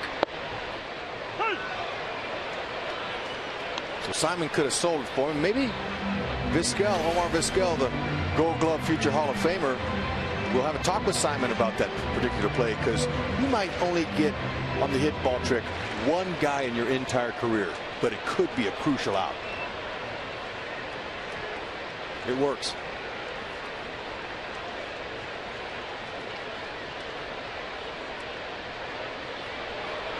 Sure, it's happened, but I don't know if I've ever seen one at second base. Doesn't always seem like it happens at first or third. It happens, yeah. First base probably more than any other. I bet Vizquel has pulled it off. I know I did in the minors. I could never pull it off in the majors. I tried though.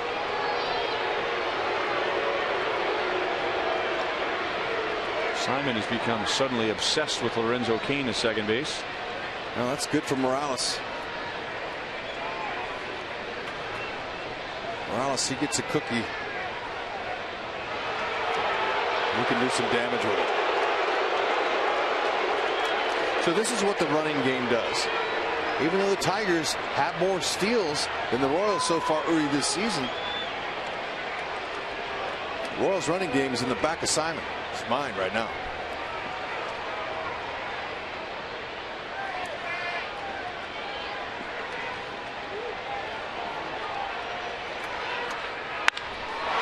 High fly ball.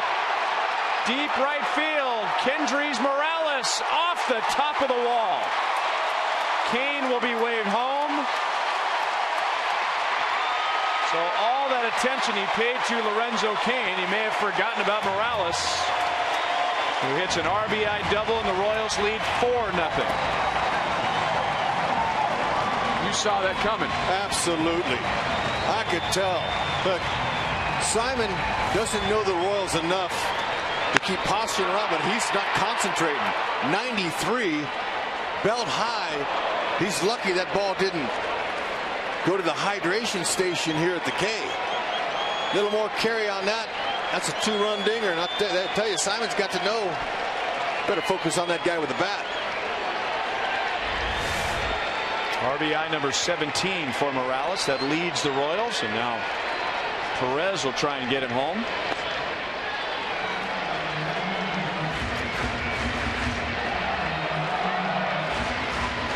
7 doubles leads the Royals.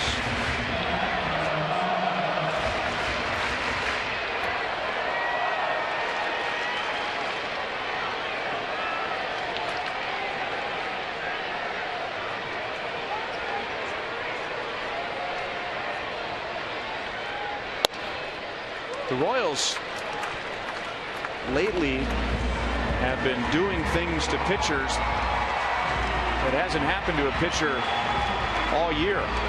They scored more runs off of Trevor Bauer in one game than Bauer had allowed all year. They scored more runs off of Danny Salazar in one game than he'd allowed all year.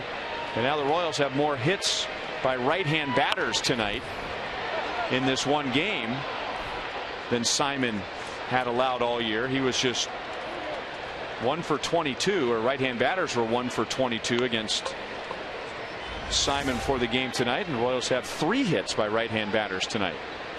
Elevation. Simon's not getting his pitches where he wants them. Now that ball fouled off of Salvi's left foot. We showed you this a little bit earlier. Here it is again. This will tell you the balance in that lineup. Mike Scioscia, he saw these Royals in that in the playoffs. I said, Scioscia, and after a couple of games playing against the Royals, what's different about these guys? He says they're more balanced and they're deeper. They can hurt you. Goes down and gets it, and that's well hit into left center, and nobody's going to get there. Another hit from a right-hand bat.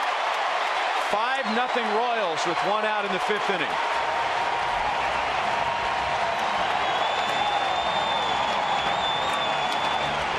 So Hud, let me just add to the list that I was just compiling before tonight.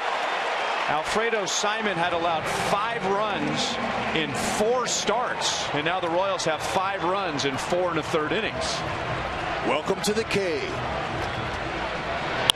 Salvi pulled out his 7-iron. Said, I can split the gap with that. Morales, he read it perfectly. And they're doing it all with 1 out. 1 out and not 2. I think Ausmus is going to have to take his guy out. No question about it. I was going to say his ace, but he's pitching like an ace so far until he towed the slab here at the K.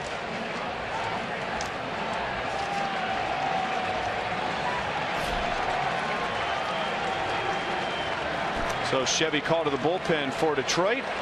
Alex Wilson in to pitch.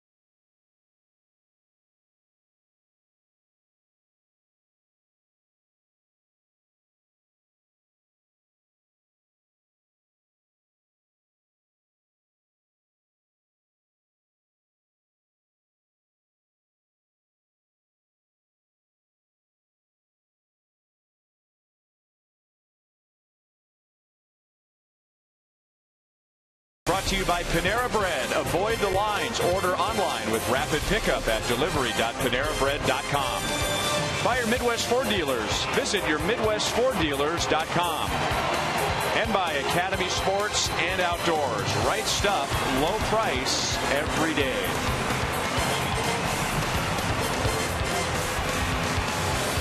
Royals with a 5-0 lead as they bat in the bottom of the 5th inning. They scored 3 in the 3rd, 2 here in the 5th inning. And after his shortest outing of the year, Alfredo Simon is out. Alex Wilson is in to face the former Tiger, Omar Infante.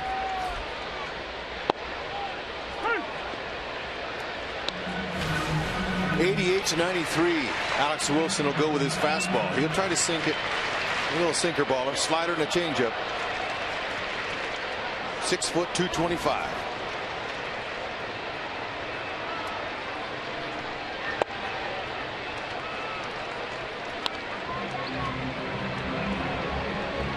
So again, Alfredo Simon had allowed 5 total runs in his first 4 starts, and that's exactly how many the Royals have scored tonight off him in 4 1/3 innings. Castellanos throws out Infante, 2 down. Omar is 0 for 3. Dale Swaim, he preaches good competitive action in each at bat, compete, but look up in the zone against a sinker baller like Simon. And that's exactly what his offense did. They saw him up and they didn't miss the mistakes. That's the whole key. Now Salvador Perez's last double, that was a ball that was down below the knees and really not a badly located pitch. Salvi just went down and busted it. Great low ball hitter is Salvador Perez. The pitch looked like it crossed up McCann. Gerard Dyson has singled and grounded out on a bunt attempt, so they're going to talk it over. Alex Wilson out of Bahrain, Saudi Arabia. How about that? You hear that very often. His father was working for Texaco, and he moved back to the States when he was 18 months old, but technically a Saudi Arabian native. Iglesias will play it to third, and Salvador Perez, not knowing that it was coming, he went in standing, and the Tigers almost got it out. That was really a heads-up play by Iglesias. Absolutely, because a ball not hit that hard and you got a speedster like Dyson coming out of the left side, chances of him throwing him out at first aren't very good. So he's going to take the lesser runner and Salvi. And he was fortunate he didn't hit Salvador Perez with the throw, or else it might have scored Salvi. But this young shortstop, Jose Iglesias, is a fabulous defensive player. Salvi just got in there. Iglesias has quick hands. I mean, thief-like. Very quick feet and a good, strong throwing arm. He's a good-looking shortstop. And they missed him all last year, and it hurt the Tigers.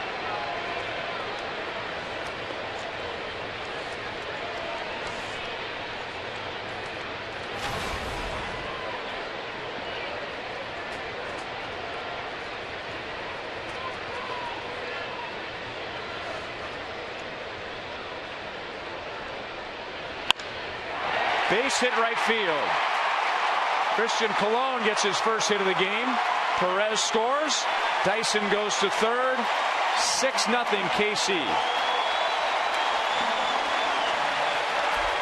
And Colon becomes the 8th Royal to get a hit tonight. 8 different Royal. 10 times already the Royals have had 8 different players get at least 1 hit. And wouldn't you know it, another 2-out RBI. What a swing. That ball's down the middle. Colon kept his hands inside, and he used the large part of the field. Those 2-out RBIs will break the opponent's back. Royals opening up a can of runs and hits in the first meeting against the Tigers.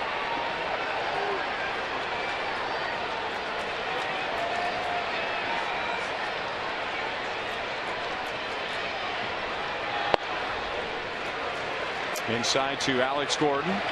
He has one of the 11 hits and a walk and a run scored. Get all the runs you can against this Tigers team.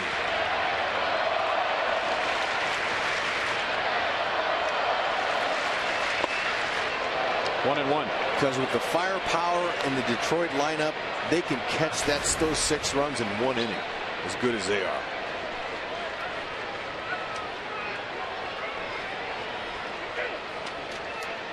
So I'll repeat the point. 3 nights in a row, the Royals have faced a pitcher off to a great start. Trevor Bauer had only allowed 2 runs all year. The Royals scored 3 against him. Last night, Danny Salazar had only allowed 3 runs all year. The Royals got 4 against him. Tonight, Alfredo Simon had allowed only 5 runs all year, and the Royals get 6 against him. I heard some more quote-unquote experts say, well, the Royals haven't played a team with a winning record yet. Well, we'll see how this 4-game series turns out. And that's true, by the way. This is the first time the Royals have faced a team with a winning record.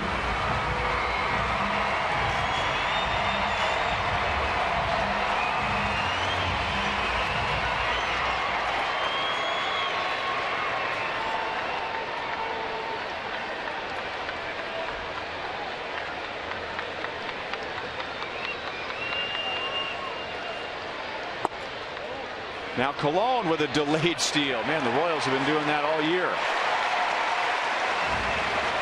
Doesn't matter whether it's a lefty or a righty. McCann had already signaled his fielders he wasn't even throwing to second base. However, Iglesias, he bit on it.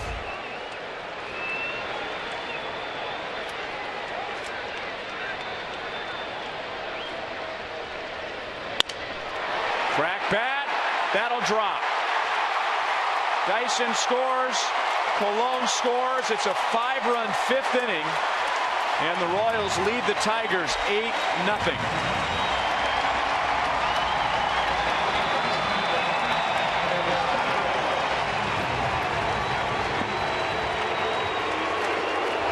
Two-out RBIs, I repeat, will tell you, it will crush the opponents. It'll demoralize them.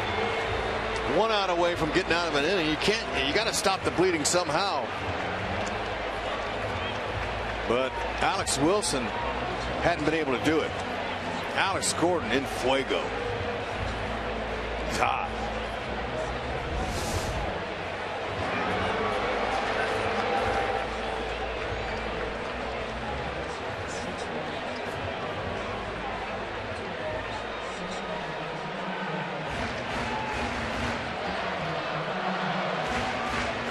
And now 8 different Royals have scored a run. We mentioned 8 different Royals have at least 1 hit. 8 runs scored by 8 different Royals tonight. Those are the best type of games. Everybody feels like they chipped in. That's right. And you know, it's been that way all year too. That's confidence all throughout the lineup. And those extra 4 guys off the bench have all contributed as well. Left side of the infield wide open. Moose has the right. Go that way. Yeah, and you know what? That's perfect right now. You got an 8-0 lead. It's middle of the game. Why not? If they're going to give it to you, why not just make them think about how they play you next time?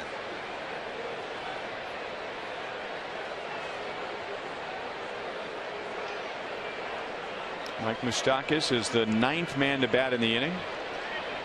He already has 2 hits tonight.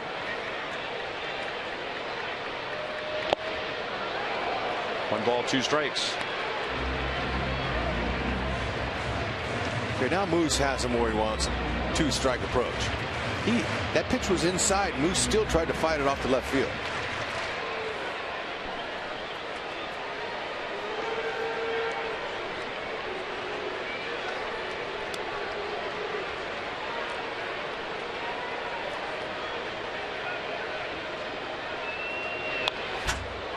Still 1-2.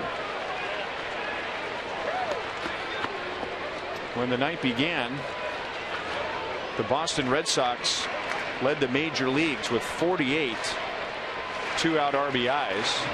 That's exactly how many the Royals have now. 4 more tonight. Hosmer hit a 2-run home run with 2 outs in the 3rd inning.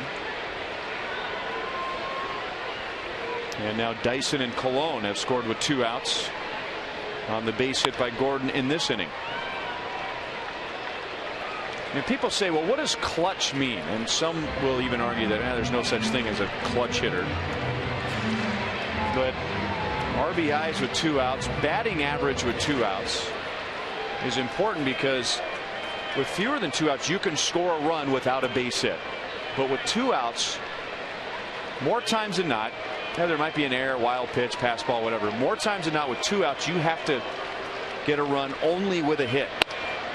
Moustakas strikes out, and the Royals have been one of the best in the major leagues this year, hitting with 2 outs.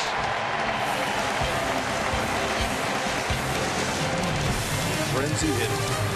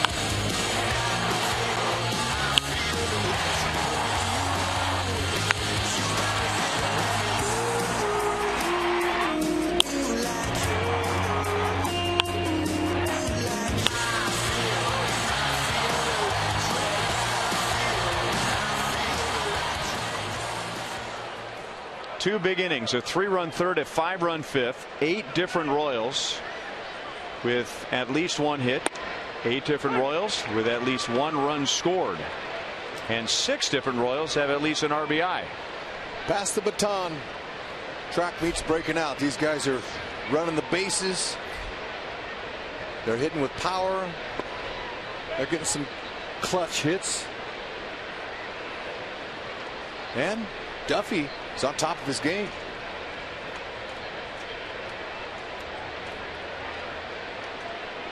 Top of the order, 3rd time through for the Tigers against Duffy, who has only allowed 3 hits in the first 5 innings.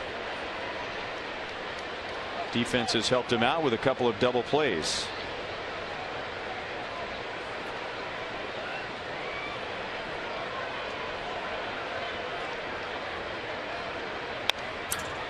Two and two. Let's finish the conversation from the end of the last half inning.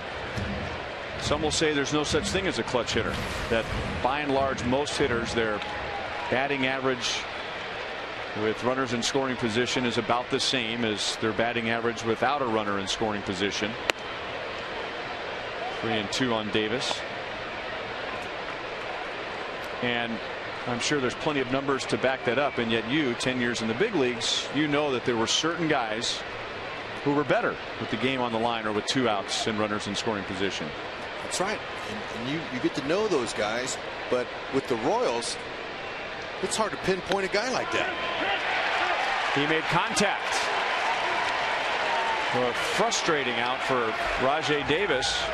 No swing, but the ball nicked his bat. And Duffy has struck out his 4th. Salvi gloved it. Held on.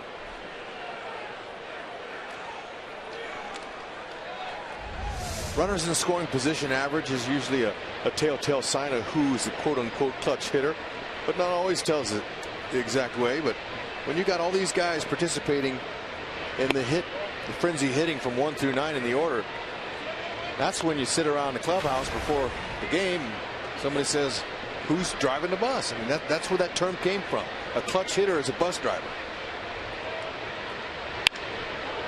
That's hit well by Kinsler into deep right center field, and Dyson!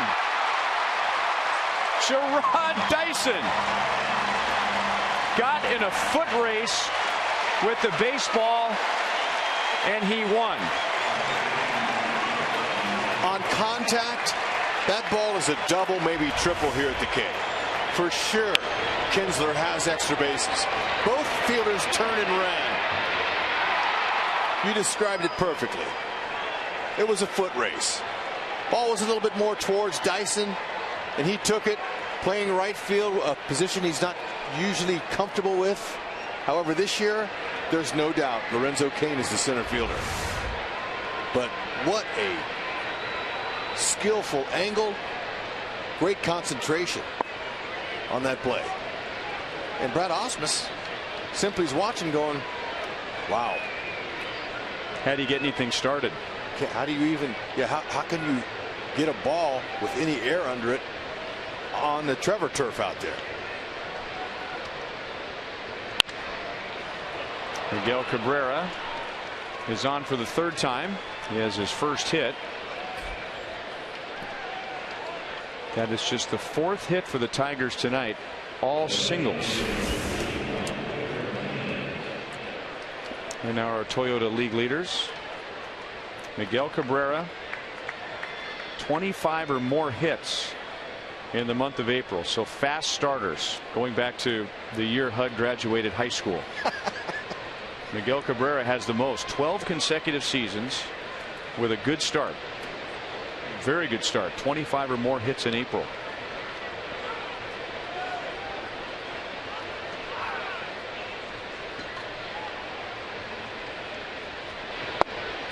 There's also a term that's thrown around the clubhouse. It's not how you start, it's how you finish. Really?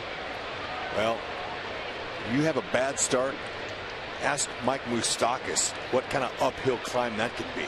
Ask some other great hitters in the game, and if you ask them, would you rather have a hot start or a cold start? He'll tell you, man, I want a hot start because it's a lot easier to keep that average up there when you're going good. It's a lot tougher to bring it up when you're down at the bottom.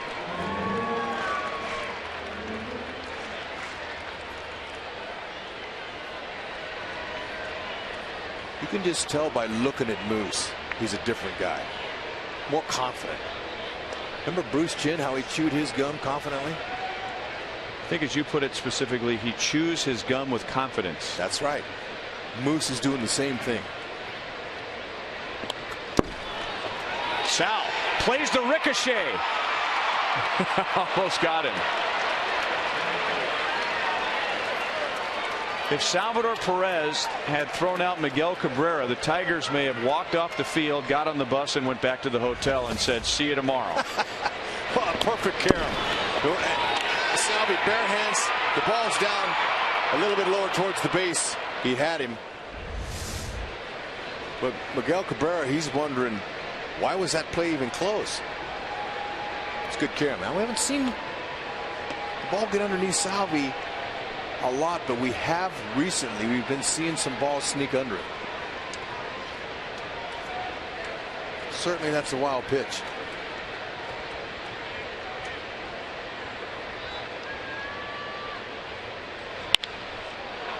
Base hit left field, one hop to Alex. Cabrera does not run well. Alex throws very well. And Dave Clark, third base umpire, figures it's not worth the gamble in an 8-0 game. Absolutely not. Even if it was a tie game, he's not going to send it. Alex Gordon garners way too much respect.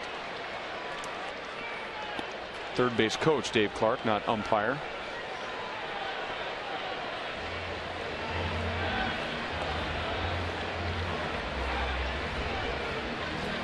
Hud, you had a heck of an April in 1996.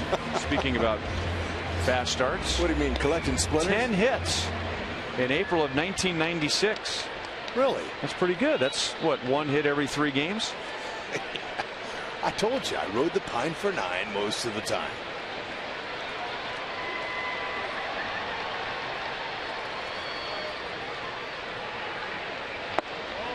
Inside to J.D. Martinez.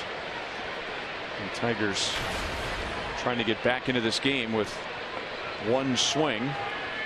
Martinez has homered 6 times. Yoenis Cespedes, who waits on deck, has homered 4 times. 1 ball, 1 strike.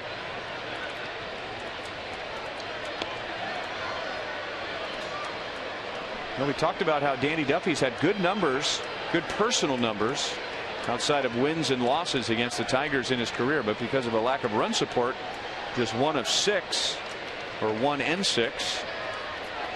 8 runs tonight, 6 total runs in his previous 6 starts.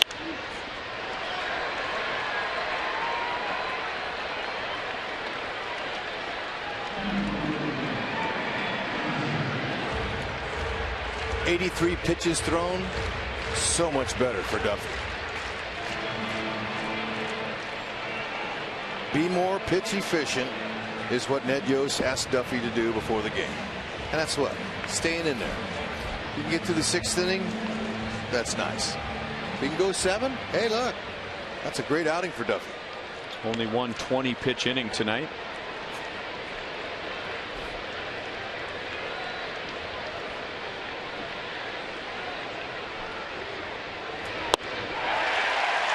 No runs this inning. Duffy has struck out 5 in 6 scoreless innings. And they're off. Dyson and Kane. It's Dyson at the wire. Tip your cap, please.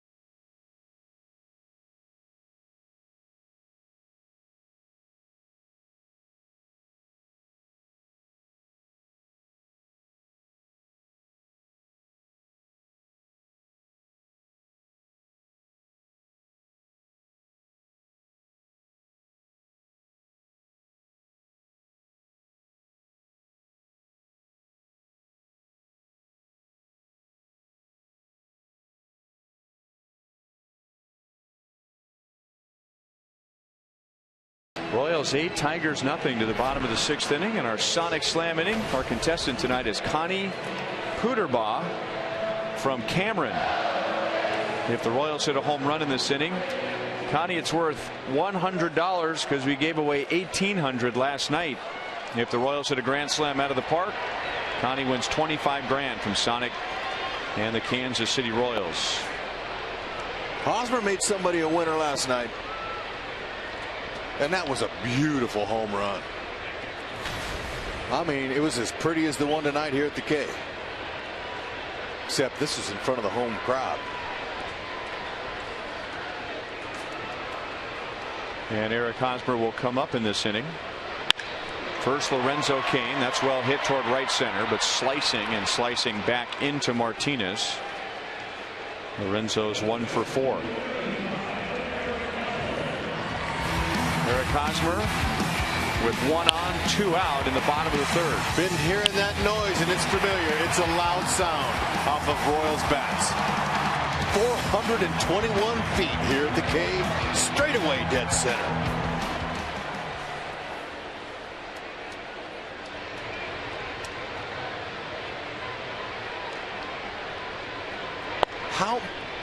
How many All-Stars off the Royals team do you believe Ned Yost will take? And how many will get voted in? Well, we've learned that the All-Star rosters that you and I grew up with are put together much differently now than they were then. The manager really doesn't have as many selections as we thought. He'll have a chance to select, what do we find out, maybe 3 to 5?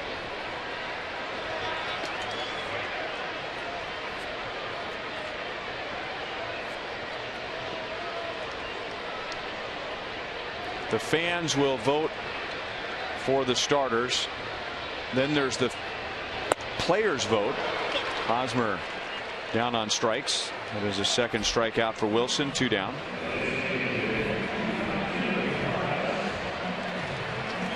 And remember to go to Royals.com/vote right now to cast your selections.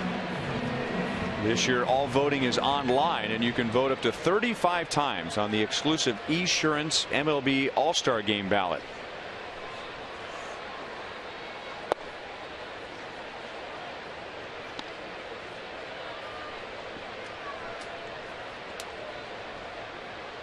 Manager gets to pick 2 position players.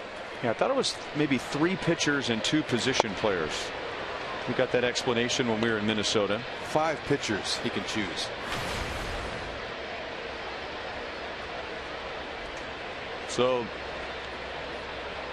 the All-Star game that I grew up with, the fans voted for the starters, and then it was the manager voting for the rest of the All-Stars. Of course, he has to make sure every team is represented. Davis comes in to make the play. But with as popular as the Royals were last year through the postseason, Ned may not have many difficult decisions. The fans may be voting a lot of these guys in.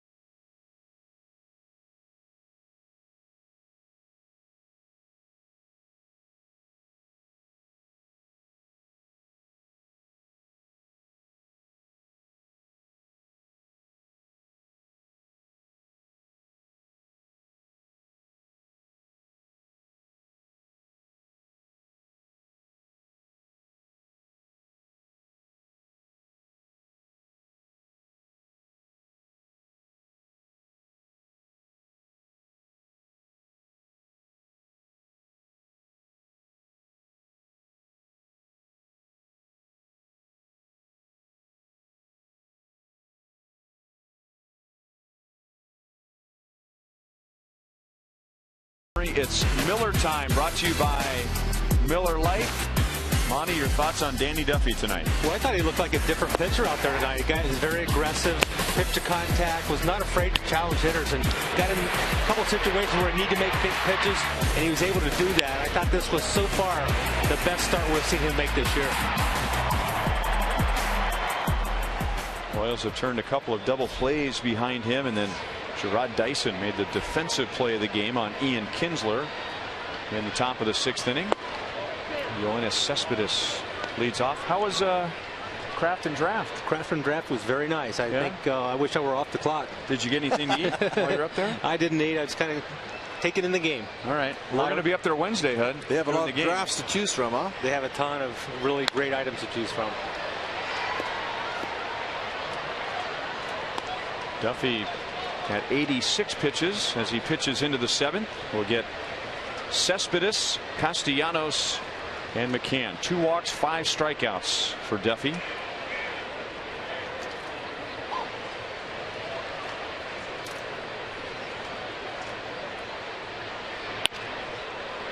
Infante was playing up the middle, so lined up perfectly. There he goes, Cespedes. Doesn't seem like a big deal in an 8-0 game, but that's what you get for not hustling up the line. He's running hard. He's probably under the high throw to Eric Hosmer.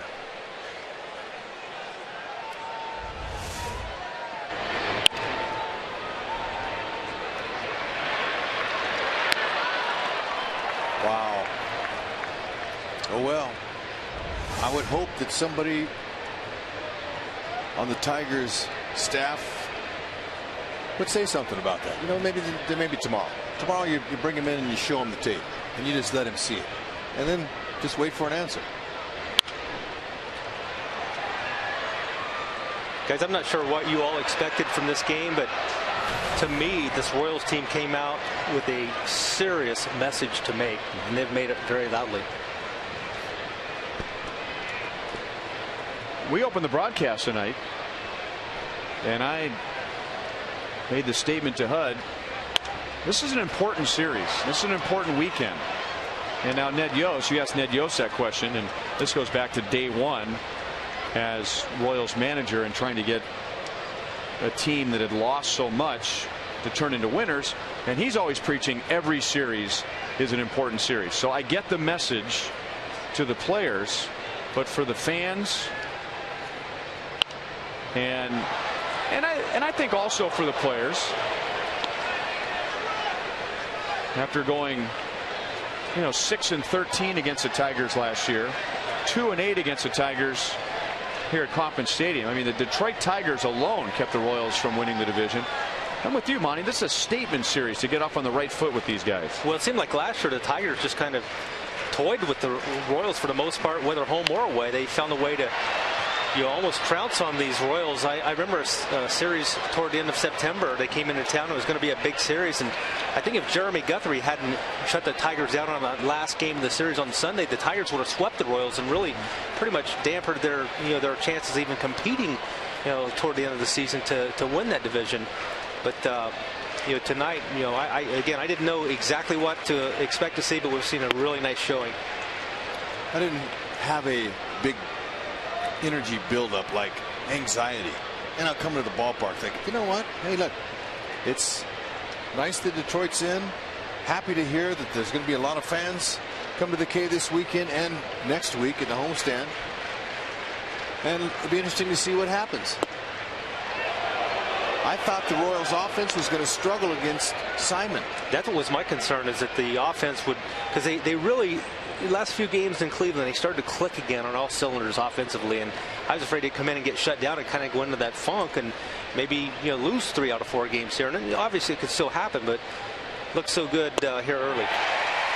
Danny Duffy looks good. That is his 6th strikeout, his 2nd against Castellanos, and now 2 down in the 7th inning.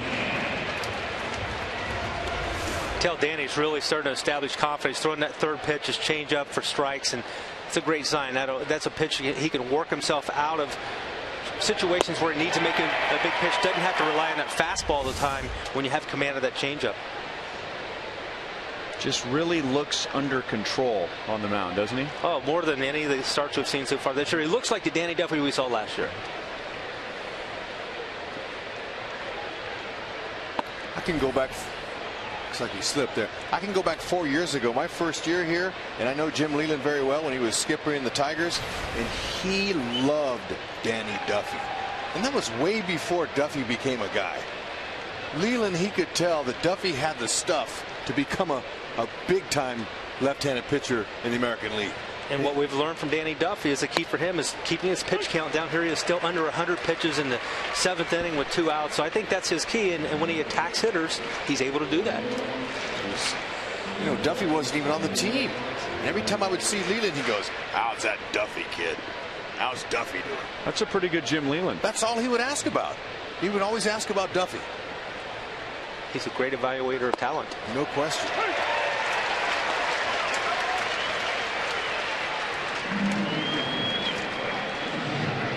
James McCann has one of the 5 hits against Duffy tonight.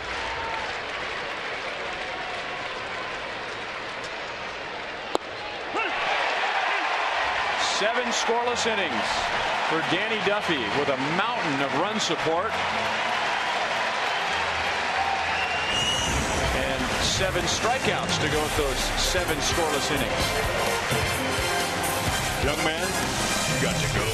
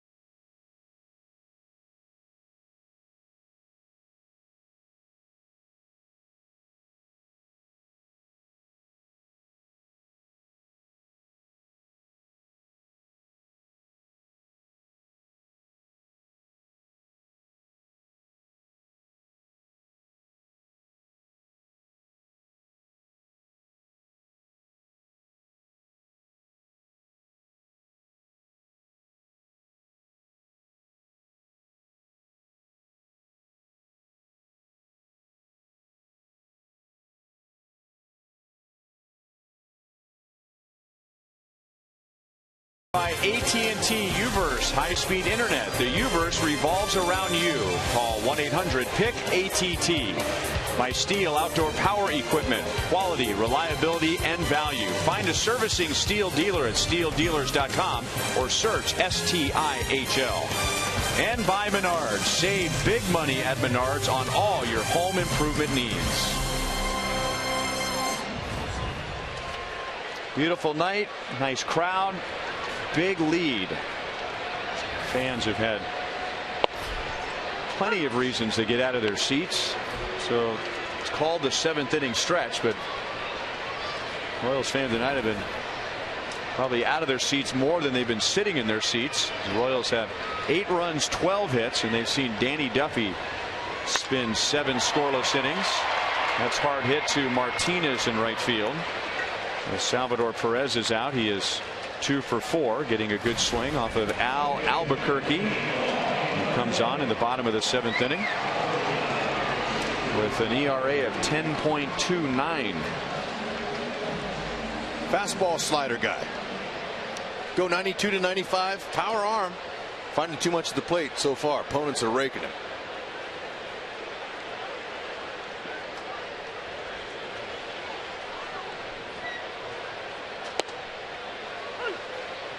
And this obviously is the glaring difference between the two teams. The bullpen.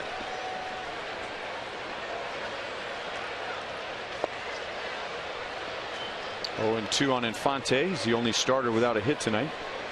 And you could really say that about the Royals against almost every team they play. When you look at the bullpen comparisons, the Royals far and above, especially from the ERA standpoint, all the other clubs they've played. I don't think you'll get an argument from the experts that the Royals have the best bullpen in the world.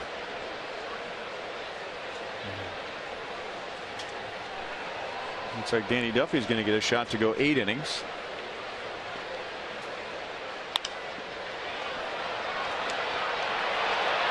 Cespedes sliding, comes up short. So now all 9 Royals have at least 1 hit tonight. Omar Infante is 1 for 4. As a hitter, you are talking that ball down.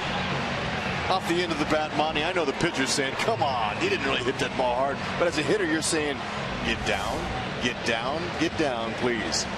Especially when you're the only hitter who doesn't have a hit on the evening.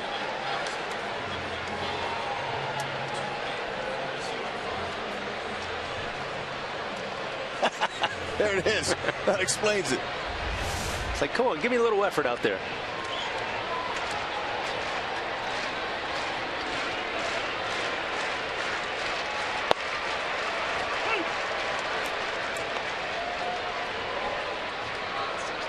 Dyson has 2 hits tonight and a run scored.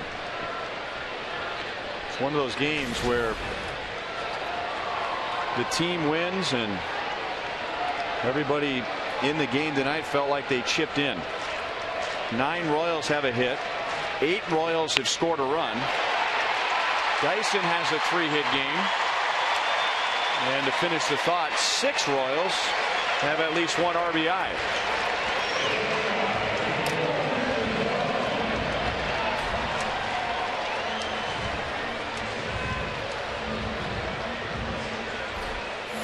Remember to follow live Royals baseball with MLB.com @bat on your smartphone or tablet.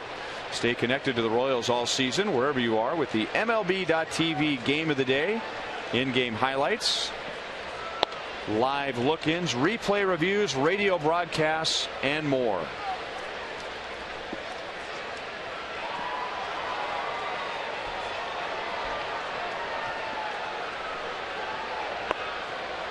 (2-0) on Christian Colon. He has a base hit, stolen base, RBI, run scored.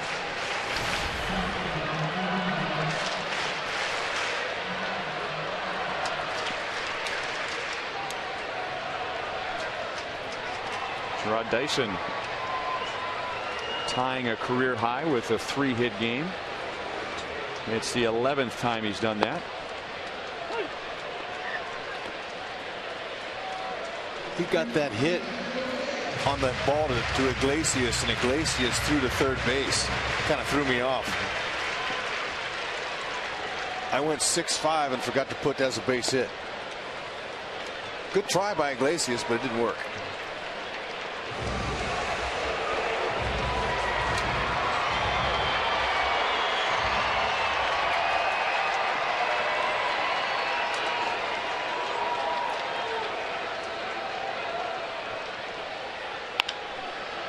Castellanos backs up for a bigger hop.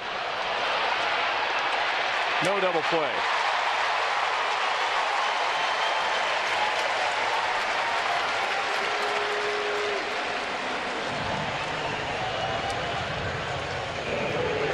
Not a good throw. Excellent job by Kinsler. This ball sailed up the line. Kinsler stayed on the base, got on the slide of the runner, and made a quick throw over there and almost got him. Albuquerque, he thought he had 2. Not going to happen.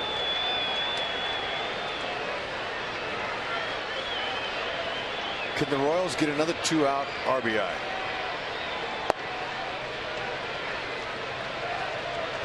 Alex has 2 of those tonight. The Royals have 48 2-out RBIs this year, and depending on what the Red Sox did tonight, they could be tied for the league lead with Boston.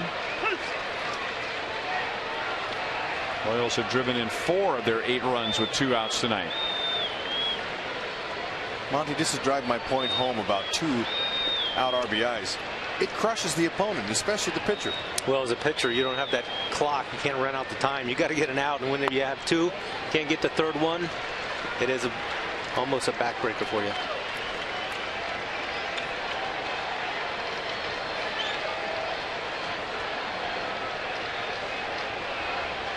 Alex Gordon had 6 RBIs on the road trip and now 2 RBIs first game home, and he hit the daylights out of that pitch, but right to Miguel Cabrera. 7 in the books. The Royals lead Detroit 8-0.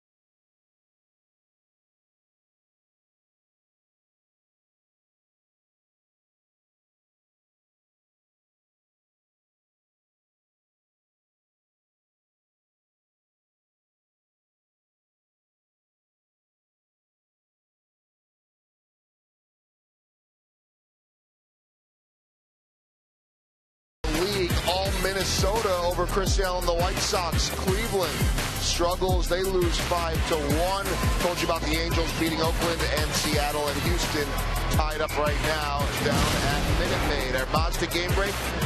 There's Sale. There's Dozier. There's a home run. That one, the second of the year for Dozier in the 3rd inning. And because I know fans pay attention to this kind of thing, Ryan, following the skirmish, the brawl last week, yesterday, Samardzija, 5 innings, 8 hits, or 8 runs and 7 earned. Tonight, Chris Sale, 3 innings, 9 hits, 9 runs, 8 earned. Tragic. Jose Iglesias gets it by Lorenzo Cain and all the way to the base of the wall, and he's going to try for 3. And he is in there.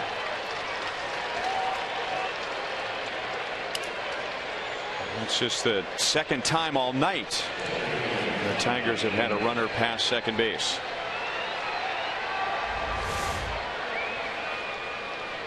Jose Iglesias had a terrible spring offensively. He couldn't hit the ball out of the infield. So, hitting coach Wally Joyner said, look, you missed a whole year. Don't worry about the results. Just work on plate recognition, pitch recognition, learn the strike zone. And ever since the season started, he's all-star caliber. He's been a huge addition to them, especially defensively. Pass Cologne. So the shutout is over. That was Danny's 101st pitch. And here comes Ned Yost. So Ned wanted to give Danny the shot to go 8 innings, but 101 pitches, 8-1 game. Maybe this is a best case scenario. Danny has a chance to hear the roar of the crowd and the appreciation for his efforts tonight.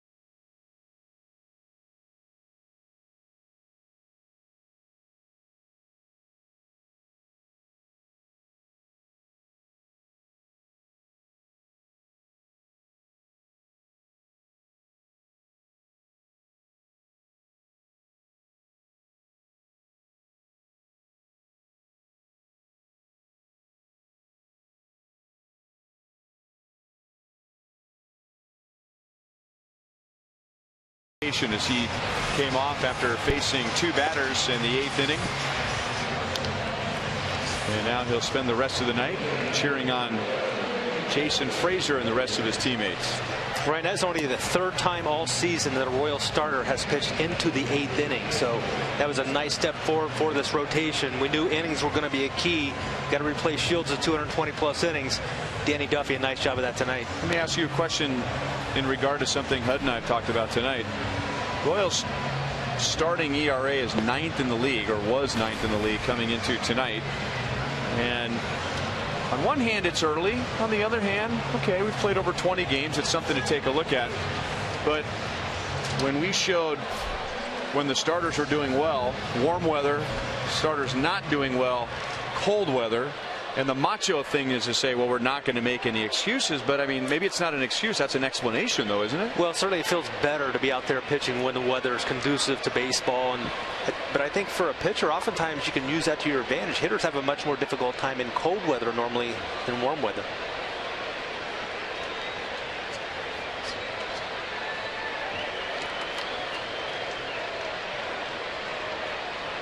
And Kinsler with Rajai Davis at first base, nobody out. Kinsler was the victim of the defensive play of the game back in the 6th inning. He is 0 for 3 tonight. And that defensive play of the game was turned in by Gerard Dyson. I guarantee you, on contact, Kinsler's saying extra bases. Catch that. Because he put a charge into it. I think it's worth seeing again.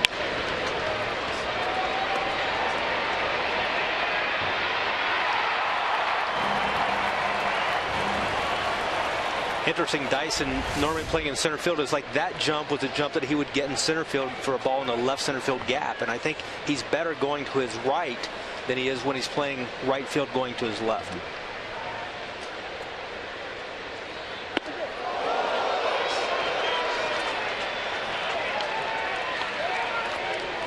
That's a good point, Monty, because I think a right fielder is going to get fooled more on pitches that are hit to him or to his left because of the slice. And conversely, a left fielder is going to get fooled by balls hit to him and to his right that's slicing into the corner.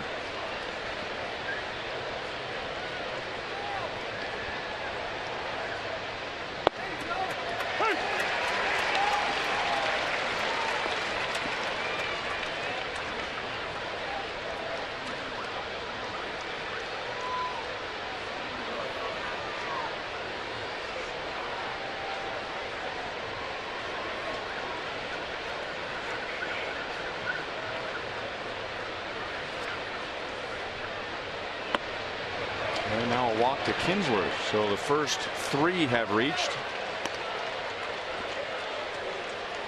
First time all night that the Tigers have had 3 runners in 1 inning. Join Jay Glazer and the best NFL draft coverage from Chicago. And then, of course, the big fight, the fight of the century coming up. And can the defending champs in San Antonio close out their series with the Clippers? That's tonight on Fox Sports Live. I thought we had already seen the fight of the century on the ball diamond here.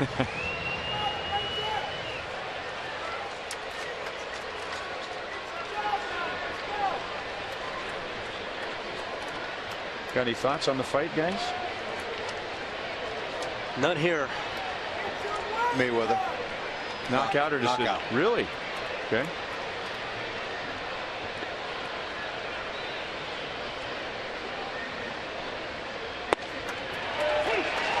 Strike 2 Cabrera. I had to go on the record on a local radio show with close ties to Jeff Montgomery, and I went with Mayweather by decision.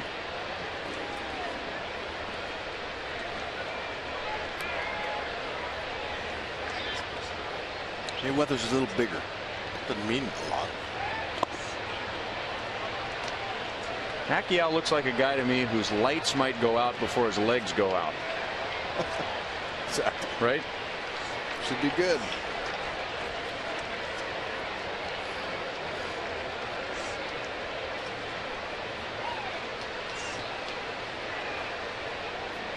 Miguel Cabrera, 2 walks and a single tonight. He's a lane ball candidate. He's grounded into 5 double plays so far this year.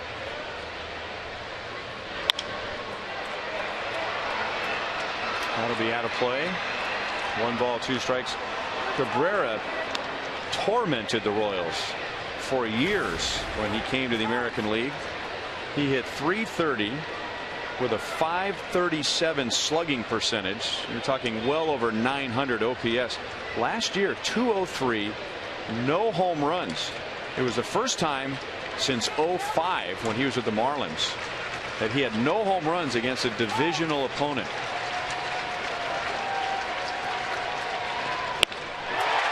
Frazier strikes him out. 1 down in the 8th inning. You know what makes those numbers we just saw even more remarkable is that the Tigers went 13-6 against the Royals with very little from Miguel Cabrera. I think J.D. Martinez picked him up. That's right.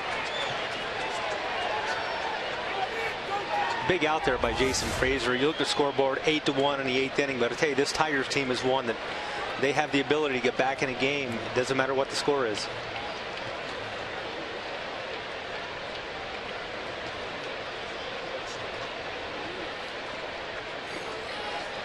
Now Victor Martinez, he has 2 singles tonight.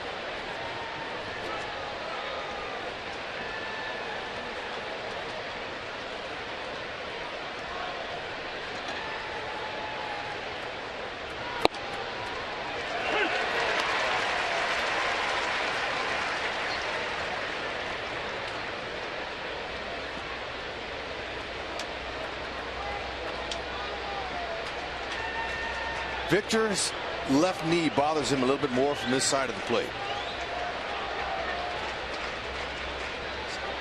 He rolled into 17 double plays last season.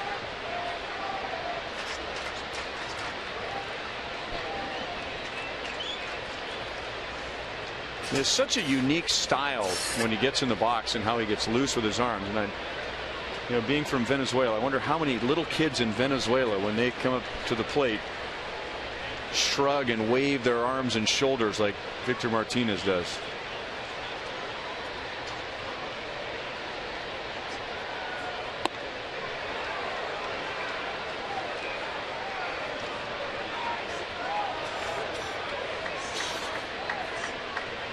Great year last year, finished second, a long second to Mike Trout for American League MVP.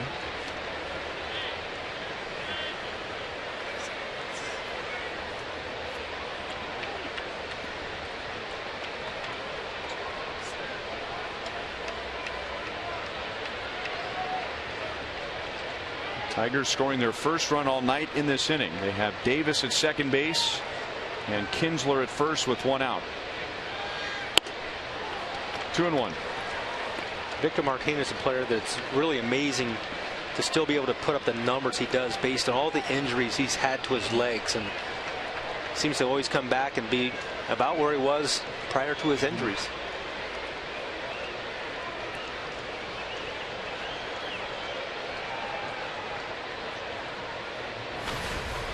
Great eye too. He hardly ever swings at pitches out of the strike zone, hardly ever takes a called 3rd strike. And now ahead in the count, 3 balls and 1 strike. I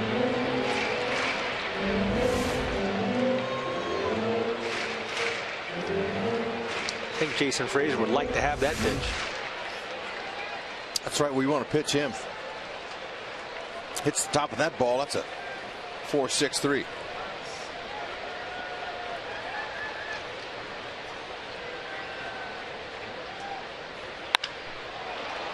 Didn't get his arms extended. Ball does carry though. Kane makes the play. 2 down in the 8th.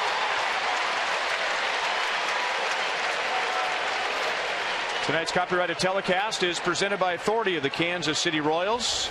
They may not be reproduced or retransmitted in any form, and the accounts and descriptions of this game may not be disseminated without the express written consent of the Kansas City Royals Baseball Corporation. Ryan Lefebvre, Rex Hudler, Joe Goldberg, Jeff Montgomery on a beautiful night at Kauffman Stadium. Glad to be home for 7 games. The director Steve Kurtenbach. Our producer tonight is Joe Vencius, with associate producers Al Broughton, Sam Abramson, Dave Holtzman. The producer of Royals Live is Brian Shapiro. And always great to come home and see all of the familiar faces of our great Fox Sports Kansas City crew. 4 games with the Tigers, 3 games with the Indians before the Royals will then go to Detroit. So we'll see a lot of the Tigers over the next couple weeks.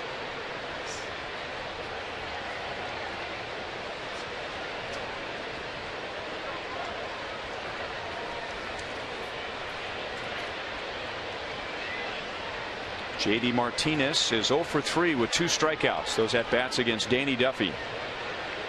Duffy gave up 1 in 7+ innings. He's still responsible for Davis at second base. Martinez didn't mean to do it. 1 ball, 1 strike.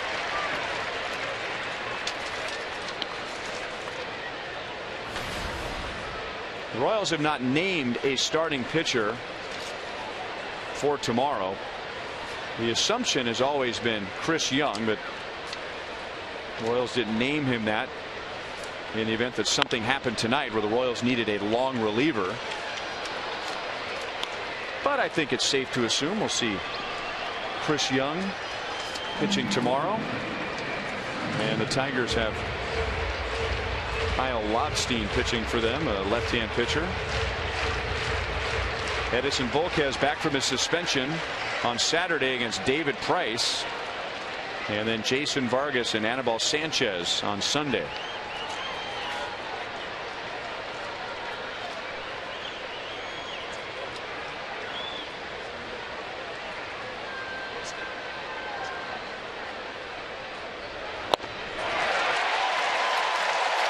Jason Frazier strikes out 2 and strands 2 runners, one of them Duffy's, to the bottom of the 8th. It's now a 7-run Royals lead.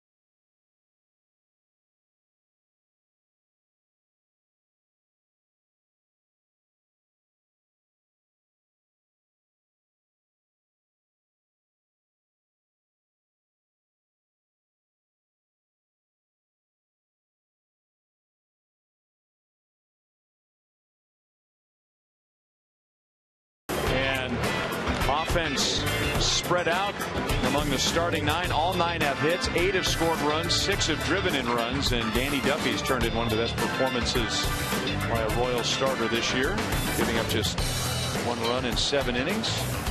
Royals have come up here in the bottom of the 8th inning with a 7-run lead.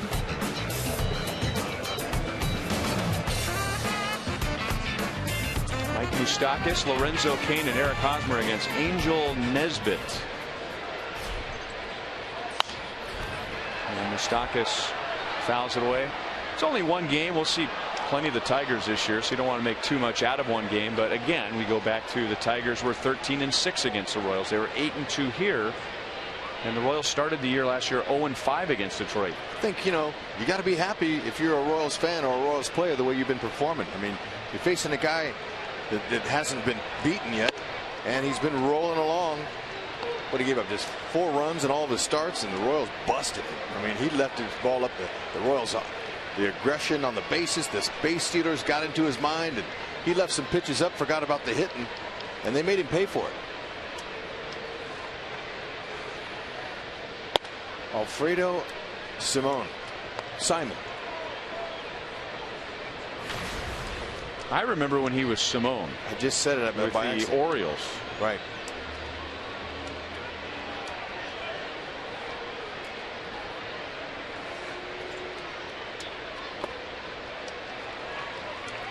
Three and 1 on Mike Moustakas, who has 2 more hits tonight.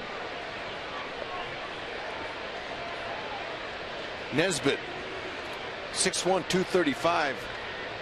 He's powerfully built. 92 to 97 with his fastball. He likes to sink it, slider, and a changeup. Look out. Everybody all right?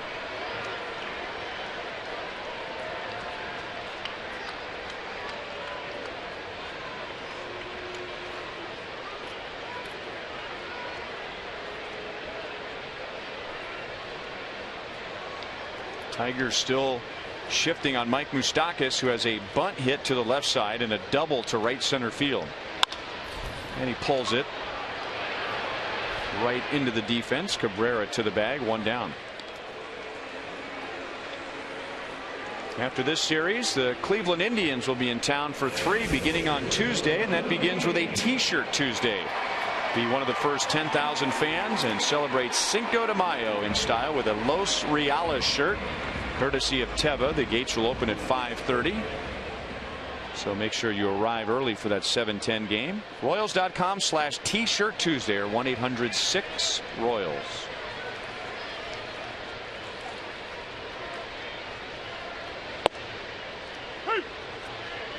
Lorenzo Cain is 1 for 4 with a stolen base and a run scored. The Royals scored 3 in the 3rd and 5 in the 5th.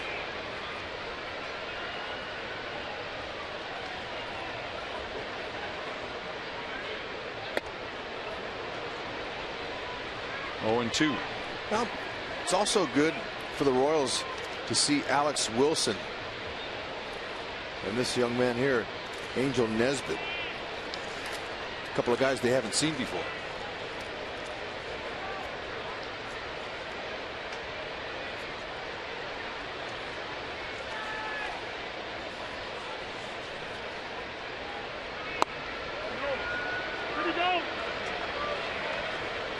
By the way, Lance Barrett, hold those arms up so we can get a shot of you saying no swing.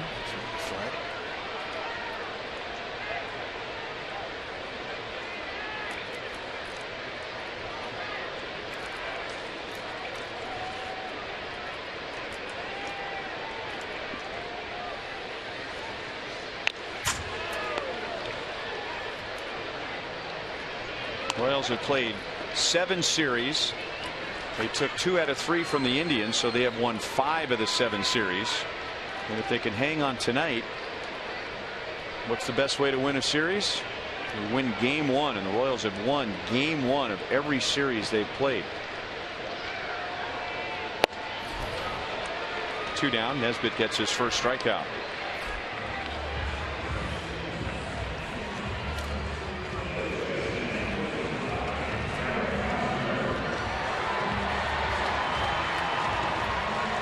Now Eric Hosmer, and he had a 2-run home run in the 3rd inning. Dead center field off of Alfredo Simon.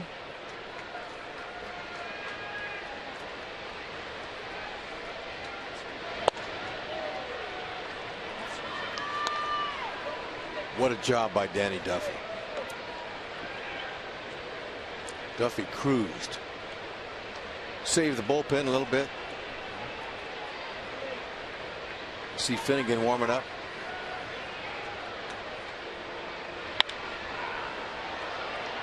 No balls, 2 strikes.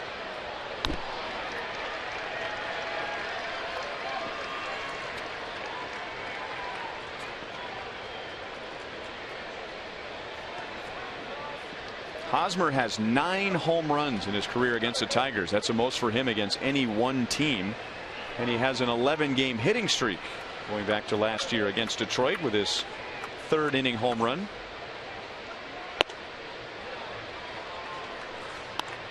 One ball, 2 strikes.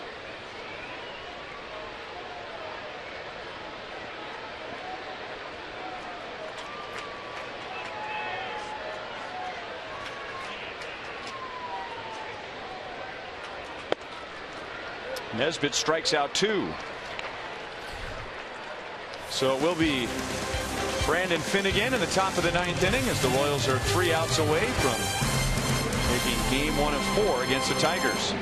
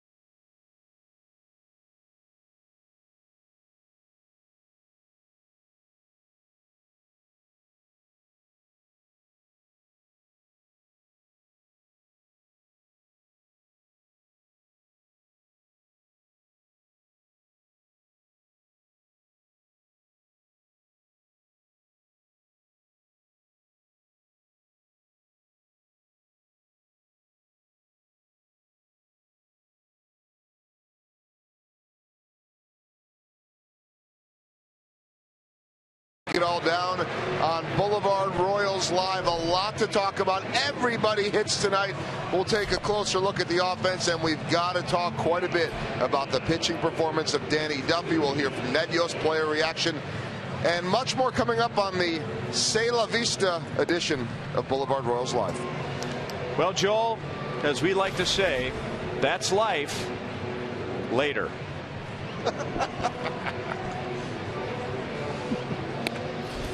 I think we figured out what C'est La Vista means. That's the combination, of course, of C'est La Vie and Hasta La Vista. Well, homer's a home run. They just say it differently in different languages.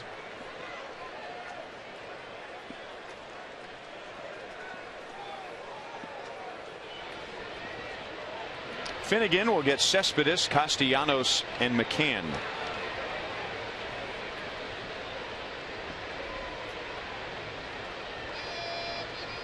Interesting in Finnegan's last outing in Cleveland how he said he was nervous after all he went through last summer. He's in basically a meaningless game, although there's no such thing as a meaningless game. But in a game, you know, early in April and his first chance this year in the majors, he was feeling it. Well, let's put it in perspective. He finished his college career at the College World Series. He pitches very briefly in the minor leagues, comes up in a pennant race, pitches very well. He pitches in the wild card game. He was one of the heroes in that wild card game, getting the Royals out of a mess in the later innings. He pitched in the division series. He pitched in the championship series. He pitched in the World Series. First player ever to pitch in the College World Series and the Major League World Series in the same year. Now, to your point, he takes them out on Tuesday night in front of 9,000 people in Cleveland. And every game is important. I know what you're saying, though. There was not as much on the line as there was for Finnegan. And yeah, he admitted to having some nerves. Well, I think, you know, it's all sunk in. You know, the reality of the business is it's very difficult to survive up here. And I think he realizes that, not making the team out of spring training, realized he had some work to do, and he's becoming a starter now for the Royals. And that's whenever they finish with him up here this year, that's what they want him to do. They go down to the minors and become a starter. I feel like that's where he's going to be valuable. I mean, look at that heater at 95. He's got a nice slider and a changeup. He's got 3 good pitches. Could he become another Duffy?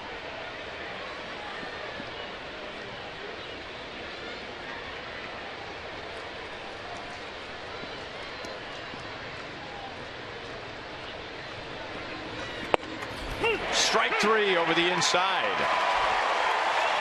Cespedes isn't thrilled with the call. 1 down. 96.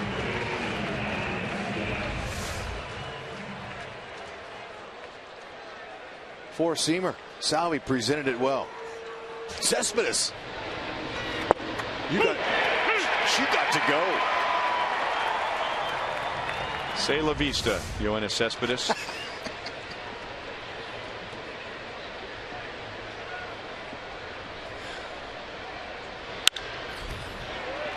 Popped up into shallow right. Now a long run in for Dyson, and he's there and slides on the grass.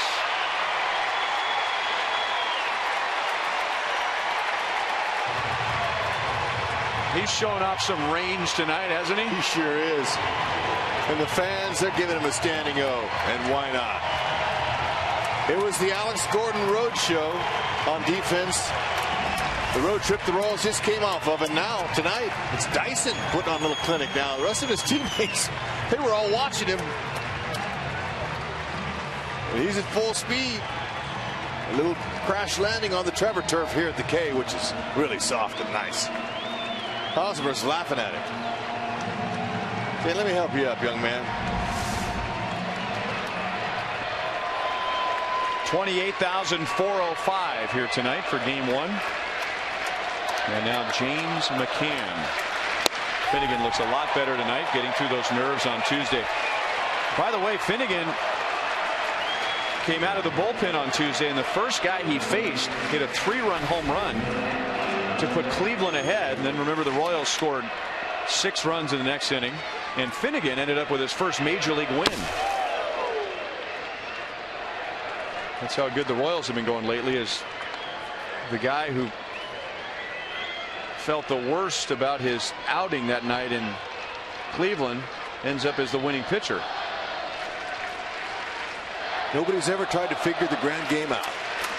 Well, they've tried to figure it out, but they haven't been successful. You can't figure it out. Christian Colon. Game 1 goes to the Royals.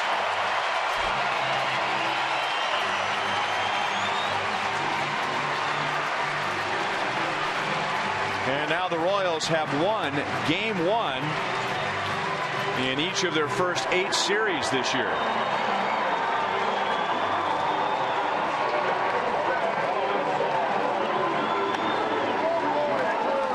A lot to talk about in this 8-1 victory at KCW. A lot of offense. Danny Duffy with one of the best starting performances of the year. Danny picks up his 2nd win of the year, has another good outing against the Tigers, and Ned Yost put together the right lineup tonight, as all 9 starters had at least 1 hit, 8 scored a run, 6 drove in a run.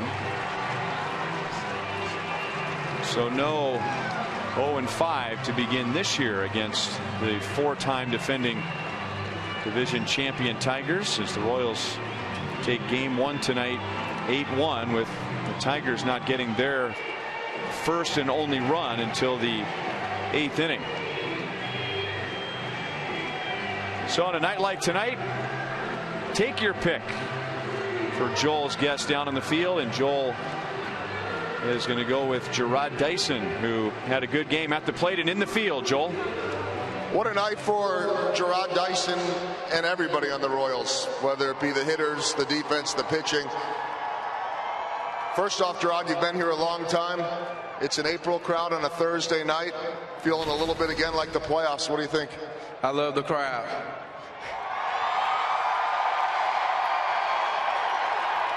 He did that as fast as...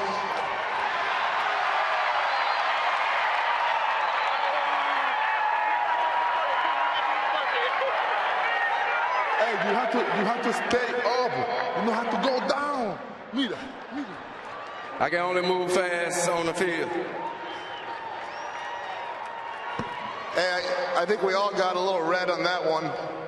I tried to move a little faster when I realized it was the Gatorade, not the water.